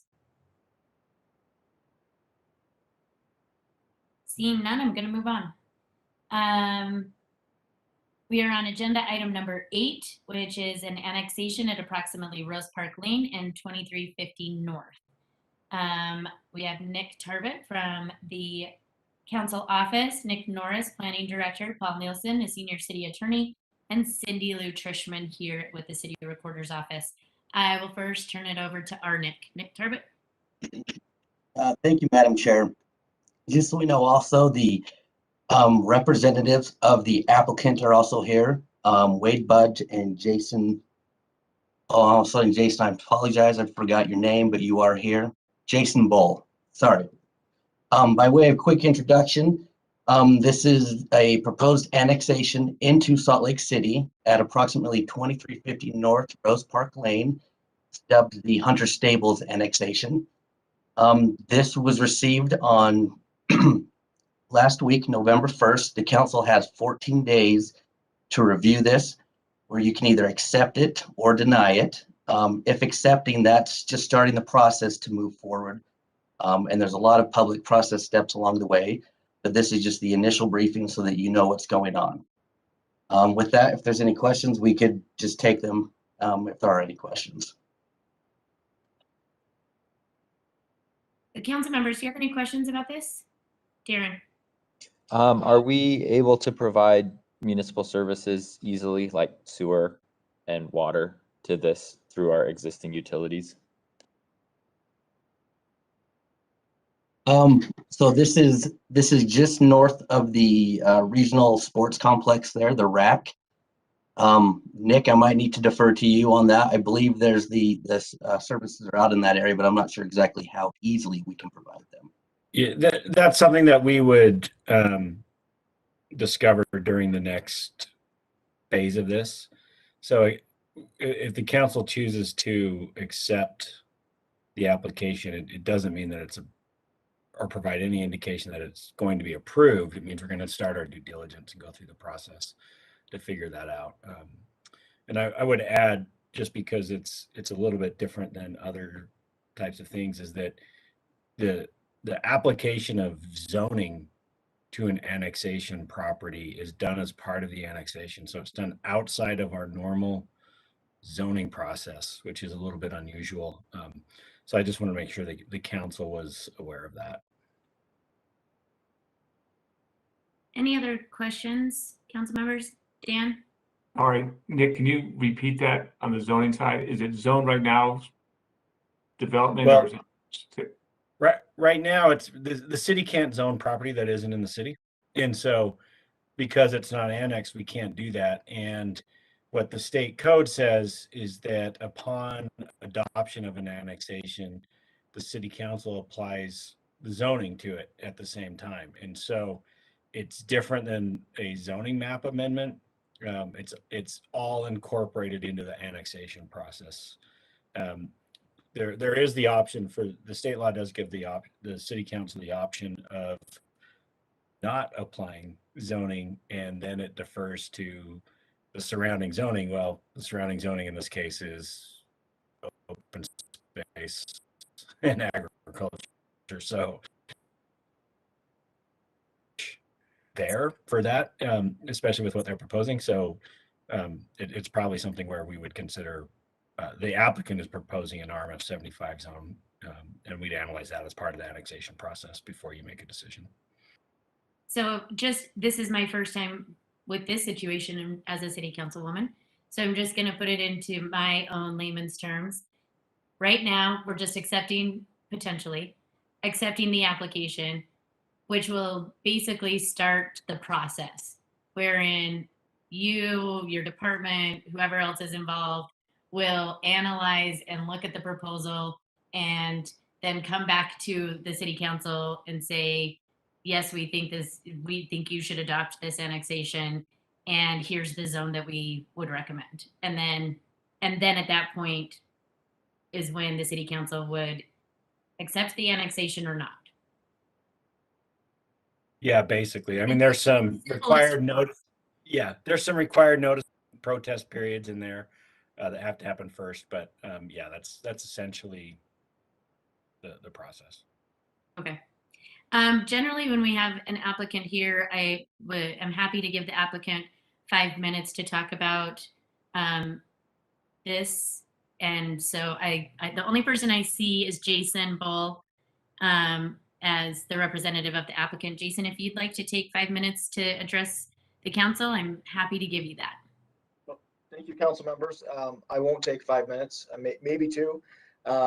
We have submitted a petition to annex this parcel. It is dissected by the city-county boundary, and so in essence, we're trying to put one parcel into one jurisdiction with this annexation.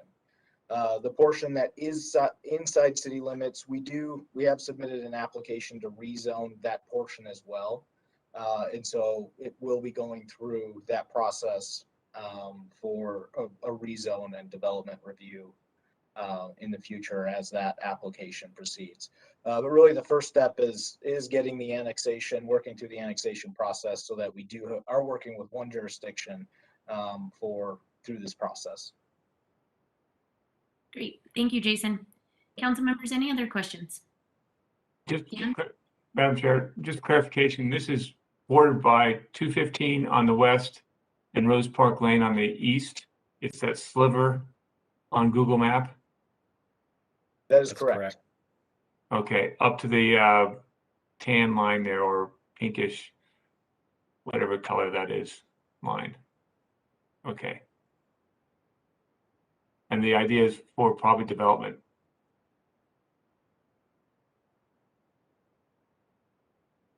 Thank you. Thank you, council members. This is on our formal council meeting for action tonight. All right, thanks everyone. Thanks, Nix. Almost right on time. So we next have our interviews for potential board appointments to the Peanut Board. We were supposed to start at 5:55. We are about 5 minutes early, but if our applicants are here, we can move forward. If not, we can take a 5-minute break. Can anyone fill me in on where we're at?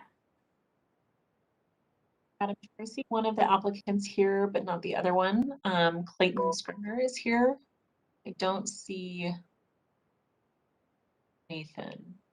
Okay, well, we can talk to Clayton first, and then I imagine by the time we're done, it'll be 5:55, and hopefully Nathan will be here at that point.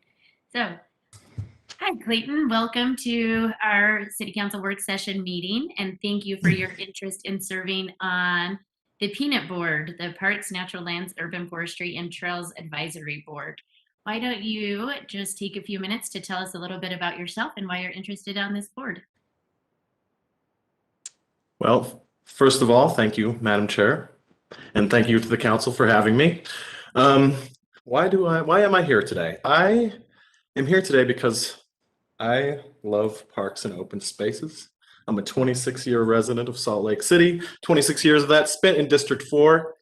I am a 20-year government employee that has a lot of experience in parks, rec, tourism. I understand the importance of open spaces in our cities. I understand the important role that the city plays to foster those open spaces, and I want to be a part of making our open spaces world class. And I have managed boards. I've managed a Parks and Recreation board actually, but I've never been on a city board before. And now that I've had a change in jobs, I'm no longer employed in Salt Lake County or by Salt Lake City, which I was for a while there. I thought, why not come down here and serve the city in a different capacity. So I put my name in and I was nominated. Excellent. Well, Okay. thank you for your desire to want to continue working with Yes. Salt Lake City. That is awesome. And council members, are there any comments or questions for Clayton? I don't see anything. My internet. What did you do for the city before, Clayton? I was, I started in the RDA. I was the communications manager for the RDA, and then I was the original civic engagement manager for Salt Lake City in what is now CAN, and who is now Elizabeth Bueller. I did that for a few years. All right. And then I moved to the county and worked in Parks and Recreation there for 5 years as the communications manager. Awesome. Thank you. We need you. I'm here, District 4, baby. Let's go. All right. Well, Clayton, you, I hope, are still familiar with the process. You will be on our consent agenda at our formal meeting tonight. You, of course, do not have to log in if you do not want to, but we are excited to have you on the peanut board. It sounds like you know nothing about what you're talking about, so.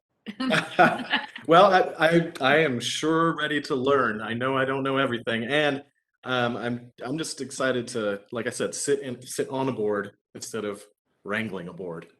So I think it'll be a good change for you. hopefully a good change of pace for you. Thank you so much for your desire to work with the city and volunteer with us. I really appreciate it. Thank you, Madam Chair. Thank you. Do we have Nathan Manuel on the line with us? I'm still not seeing him. I'm gonna check in with their staff members though, if they see him logging on yet. Well, here's I what. don't see him, but we can always remove him from the consent agenda and reschedule him to another night. Let's wait just a second on that. Here's what I'd like to do is we have our District 1 applicant interviews right now. So let's do our applicant interviews. If he is here after the interview for our D1 applicants, then we can take him. If not, then we can reschedule. Sounds great. For everyone? Yep. Perfect. So hopefully we have our applicants here. I mean, we are early. They were told to be here at 6:05, so I don't know that I see anyone yet. They are here, Madam Chair. Oh, they are? Mm-hmm. Oh, I didn't scroll. Huh. All right. So this is how this is going to work. We're going to give each applicant 5 minutes to talk to the council. And afterwards, council members, if we are ready at this point to take a vote, we will vote.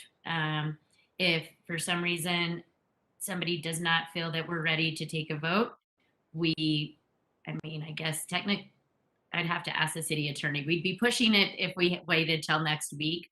But usually what we have done at the last 3 times that we have done this is to listen to the interviews and take a vote the same night, and then have a resolution at our formal meeting when we get into that. So that is sort of what I'm anticipating now, unless there are strong objections to that. With that, I will actually turn it over to somebody in staff to call the names and set the timers, please.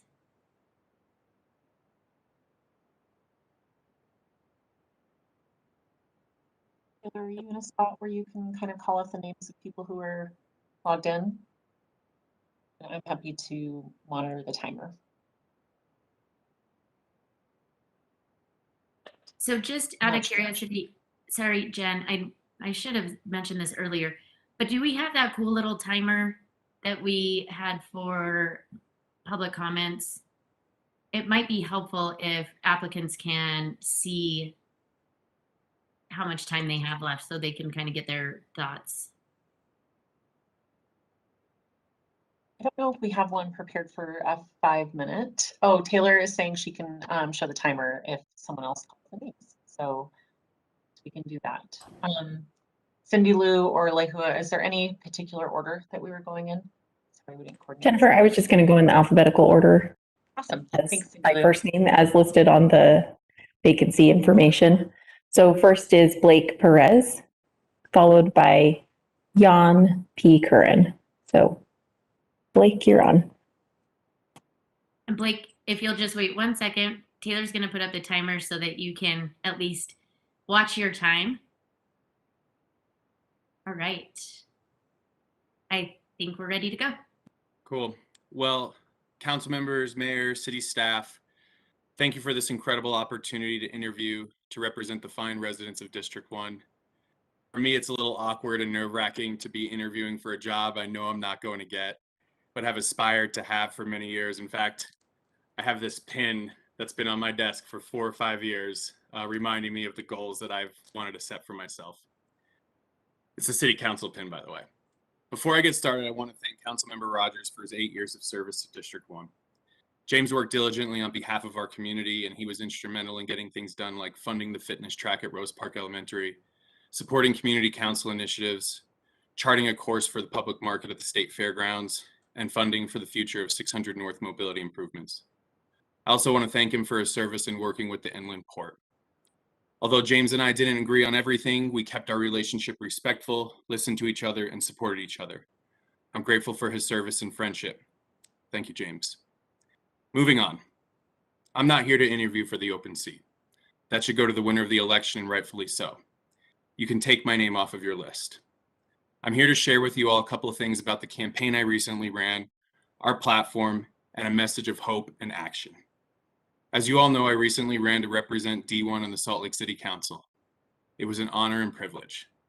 I want to thank my incredible campaign team who pushed me every day to become a better candidate, a better leader, who questioned me and supported me. Patrick, Will, Liba, Delilah, Catherine, Abby, Gabby, Tatum, Jacob, you're all amazing people with such ambition and so much to give our community and world.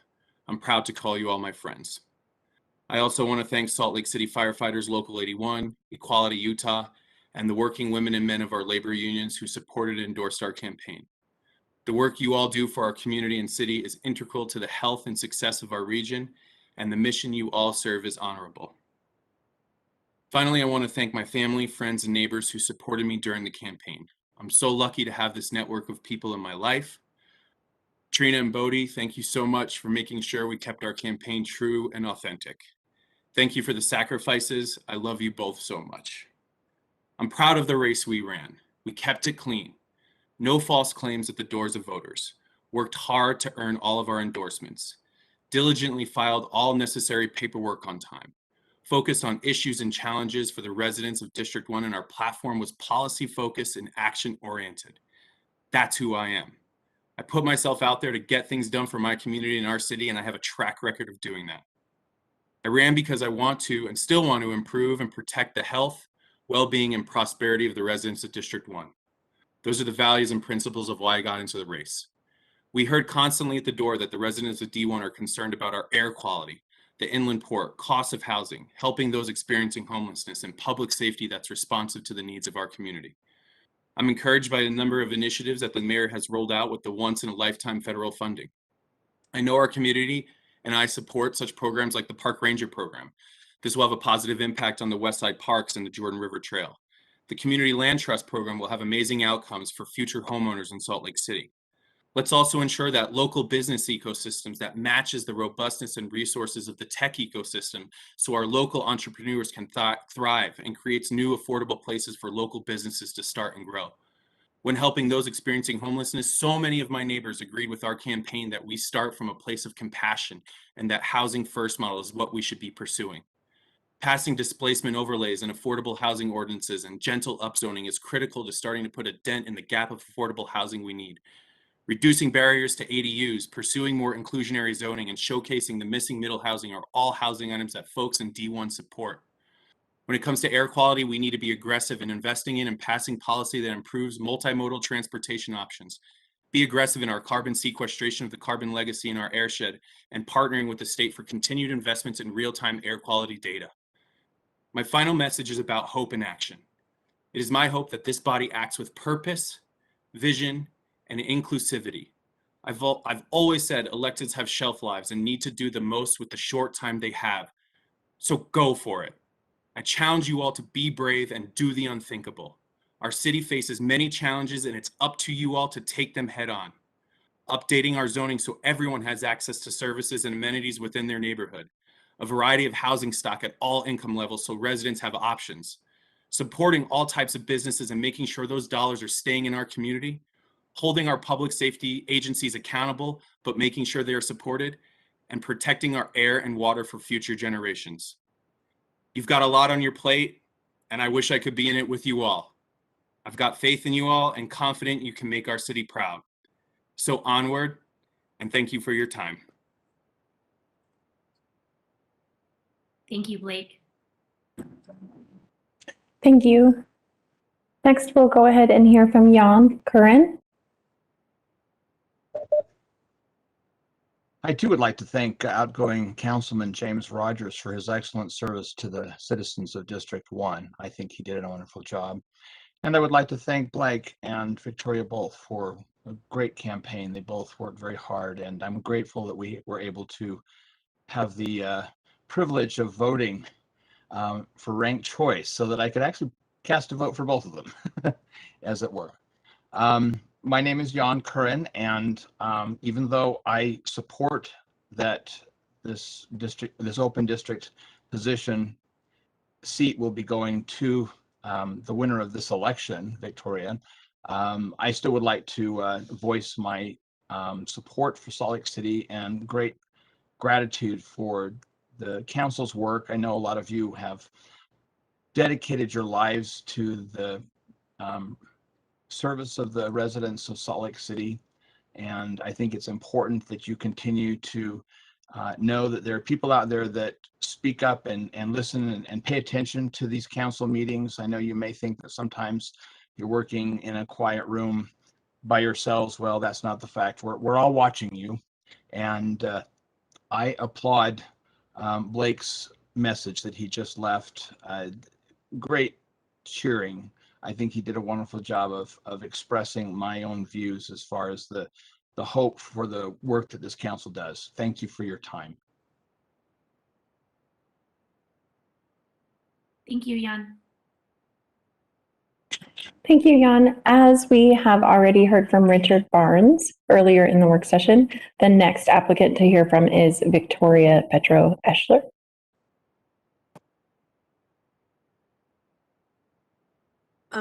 Hi. Thank you, Council, for having me tonight. Thank you, Mayor Mendenhall. Thank you, staff. I'm really eager to get down to work. I know this is the 4th time some of you are living through this process, but I hope we can appreciate that this process is markedly different, because instead of having to stretch yourselves in order to intuit what the constituents of the district would want, we have concrete data. During my campaign, it has been about my neighbors. I ran because I'm a nonprofit professional, intrinsically connected to my neighbors, to those voices that we want to target when our city priority of equity is being mentioned. I am eager to get to work. I am eager to join an amazing team already doing good things so that in District 1, I can help the good intentions that already exist to align with improved outcomes for us. I'm not going to take 5 minutes because I'm optimistic and hopeful that I'll have more than that throughout the course of the upcoming year. But I do want to thank my campaign manager, Tom DeSirent, my field person, Nick Glenn, or we promoted him to deputy campaign. I want to thank everyone who stood in support. And most of all, I want to thank my neighbors from District 1 for placing their trust in me, for not being afraid to call or text me, and for allowing me to step into this position and do for our community what I know I can do. Thank you all, and I'm happy for any questions if there are any. Thank you, Victoria. Thank you, Councilmember Fowler. Thank you, Cindy Lou. Sorry, Chair. If I could just ask for one clarification, please. Of course. Blake, when you began to speak, just a few minutes into it, you expressed that you were withdrawing your name from the applicant list. Could you clarify that for me so that I'm assured in the votes by the council you do not wish to be considered? I can't see you. Oh, Blake has left. I think we heard what he said. We can just take that into account as we vote. Thank you, Council Chair. Thank you. With that, I know we did this once before virtually with Dennis. Did we put our votes in the chat just to you, Cindy Lou? You'll actually be putting your votes in the chat to the host, who is Taylor Hill. Okay. So just send your vote to the chat. We have a shared document where we're tabulating those votes.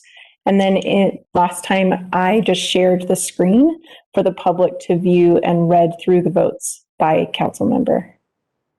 Perfect. That would be great, Cindy Lou. And council members, I know in the past we've had several rounds, but we only have 4 candidates this time. So everyone gets 1 vote at this point. And if we need to go further than that, then we will go from there.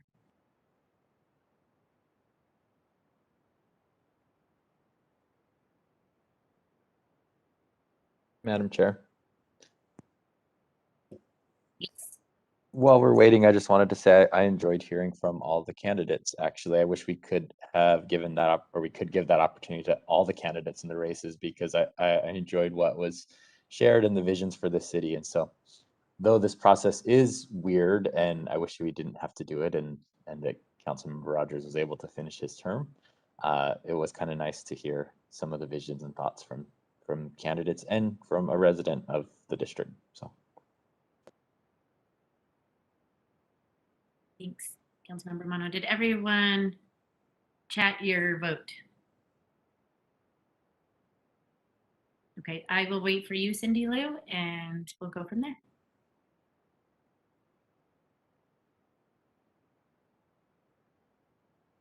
Thank you.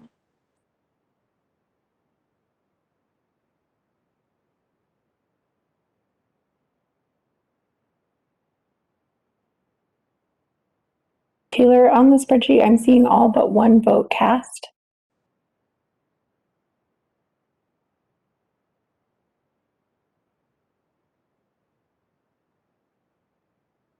They should be all in there. I wonder if it's just not Great. updated.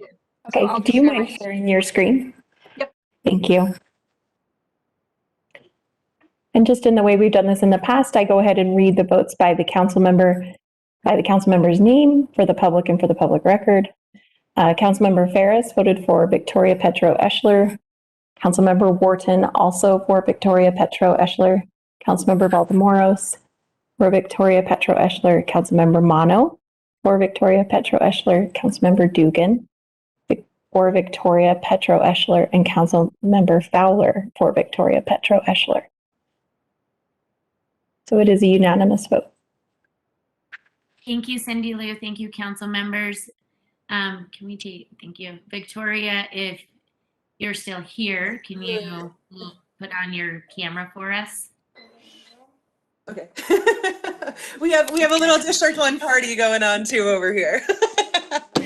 Good. And congratulations. You will now be the new appointed council member for District 1. We will have a resolution at our formal meeting. And at which point, if you want to say a few words, you're more than welcome to say a few words at that time. And I will leave it up to you if that's what you'd like to do. So I know it's sort of putting you on the spot, but I think 3 out of the, now 4 of you, 4 out of the 7 of us right here have had to do on the spot, be admitted and then a resolution and then say something. So you just get, it's just arts. par I got for the course now. Well, welcome aboard. We look forward to working with you, Victoria, and we will make it formal at our formal meeting. Thank you. That's 7 o'clock, yeah? Yes. And I want to thank all of the applicants, all of the candidates for really putting your hat in the ring and wanting to do this work. It's not easy, and but it's worth it. And so thank you all for participating, and Yeah, we'll see everybody at the formal meeting. That brings us to our next items, which is report from the chair and vice chair. I don't believe I have anything. Mr. Vice Chair? No, nothing from me other than welcome to Councilmember Victoria Petra Eschler, and thank you, Jan, for sticking around, and thank you for your speech. Just your care and wanting to be involved. Great. Reports and announcements from our executive director. Cindy, do you have anything? We do have one announcement, and I think Taylor was going to put that up on the screen. I say that because I don't know what it is. Oh, okay. It's the school board leadership meeting. So that is scheduled for Friday the 10th. And we just need ideas from council members of topics that you would like to have discussed there. The council members who attend are the chair, Councilmember Fowler, the vice chair, Councilmember Wharton, and I believe the RDA chair, Councilmember Valdemoros. So go ahead. Sorry, Cindy, you said Friday, November 10th, but it's Friday, November 19th. I lost my mind. That's okay. Thank you. Excellent. Thank you. That's it. Thanks. Cindy, sorry, I keep trying to talk over you. I apologize for that. Council members, we do have a tentative closed session for attorney-client matters. I will. Sorry, Madam Chair, really quick. We do have the peanut board interviewee. He signed on. So Nathan Manuel is here. Great, great, great. Let's do that before we go into closed session. So Nathan Manuel is has applied for we're considering appointment for the peanut board. So Nathan, are you here with us?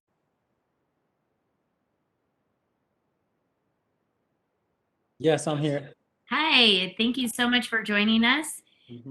And thank you for your interest in being on the peanut board. Do you mind taking just a few minutes to tell us a little bit about yourself and why you want to be on this board? Okay, my name is Nathan Manuel. Originally, I come from Southern Arizona. I moved here when I was like 5 years old, and I've been living in the Salt Lake Valley pretty much ever since then. And I don't know, there's a lot of different reasons why I'm interested in the peanut board, specifically just seeing the changes from a little boy to about now, how the city is changing, specifically the environment and just the neighborhood. I live in Poplar Grove neighborhood right now, and things have changed really fast. And so it's I don't know, just hopefully we could maintain the identity of the community when I first moved here, and maintain that, because I just feel like there's a lot of people that are moving here that are not from here, and it's just changing the whole identity of Salt Lake and the neighborhood too itself. So also just coming from the Tohono O'odham Nation specifically, I am from Indian reservation, and just bringing that perspective too.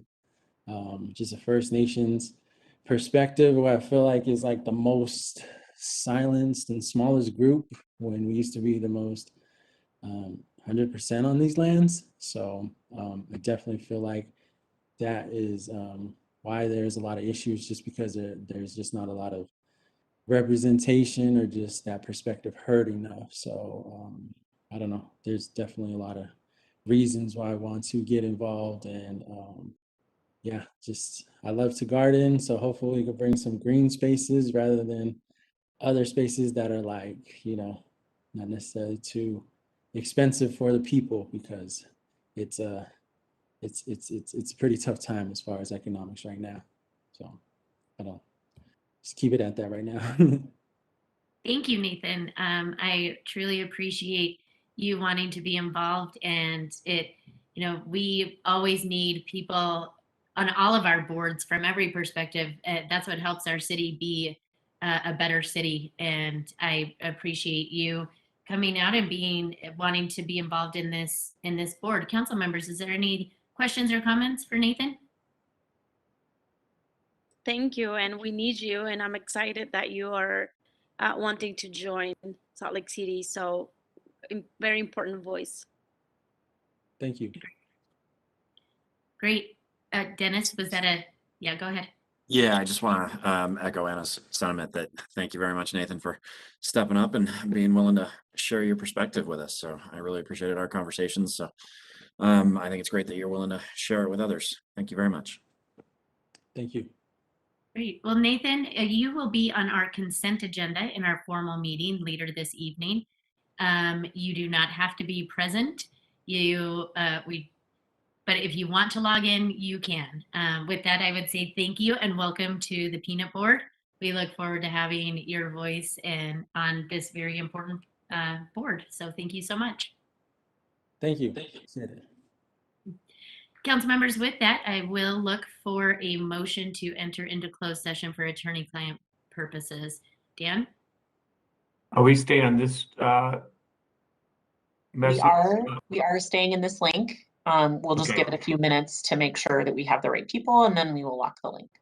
Katie, was there another reason for the closed session? Nope, that's perfect. Okay. Do I have a motion? So moved. Madam Chair, I move that we go into closed session for purpose of receiving the advice of counsel. Second. I have a motion by Councilmember Wharton and a second by Councilmember Dugan. I will roll call Councilmember Dugan. Yes. Councilmember Wharton. Yes. Councilmember Valdemoros. Yes. Councilmember Mano. Yes. Councilmember Ferris. Yes. And I am a yes, so we will enter into closed session. Council members, this is during.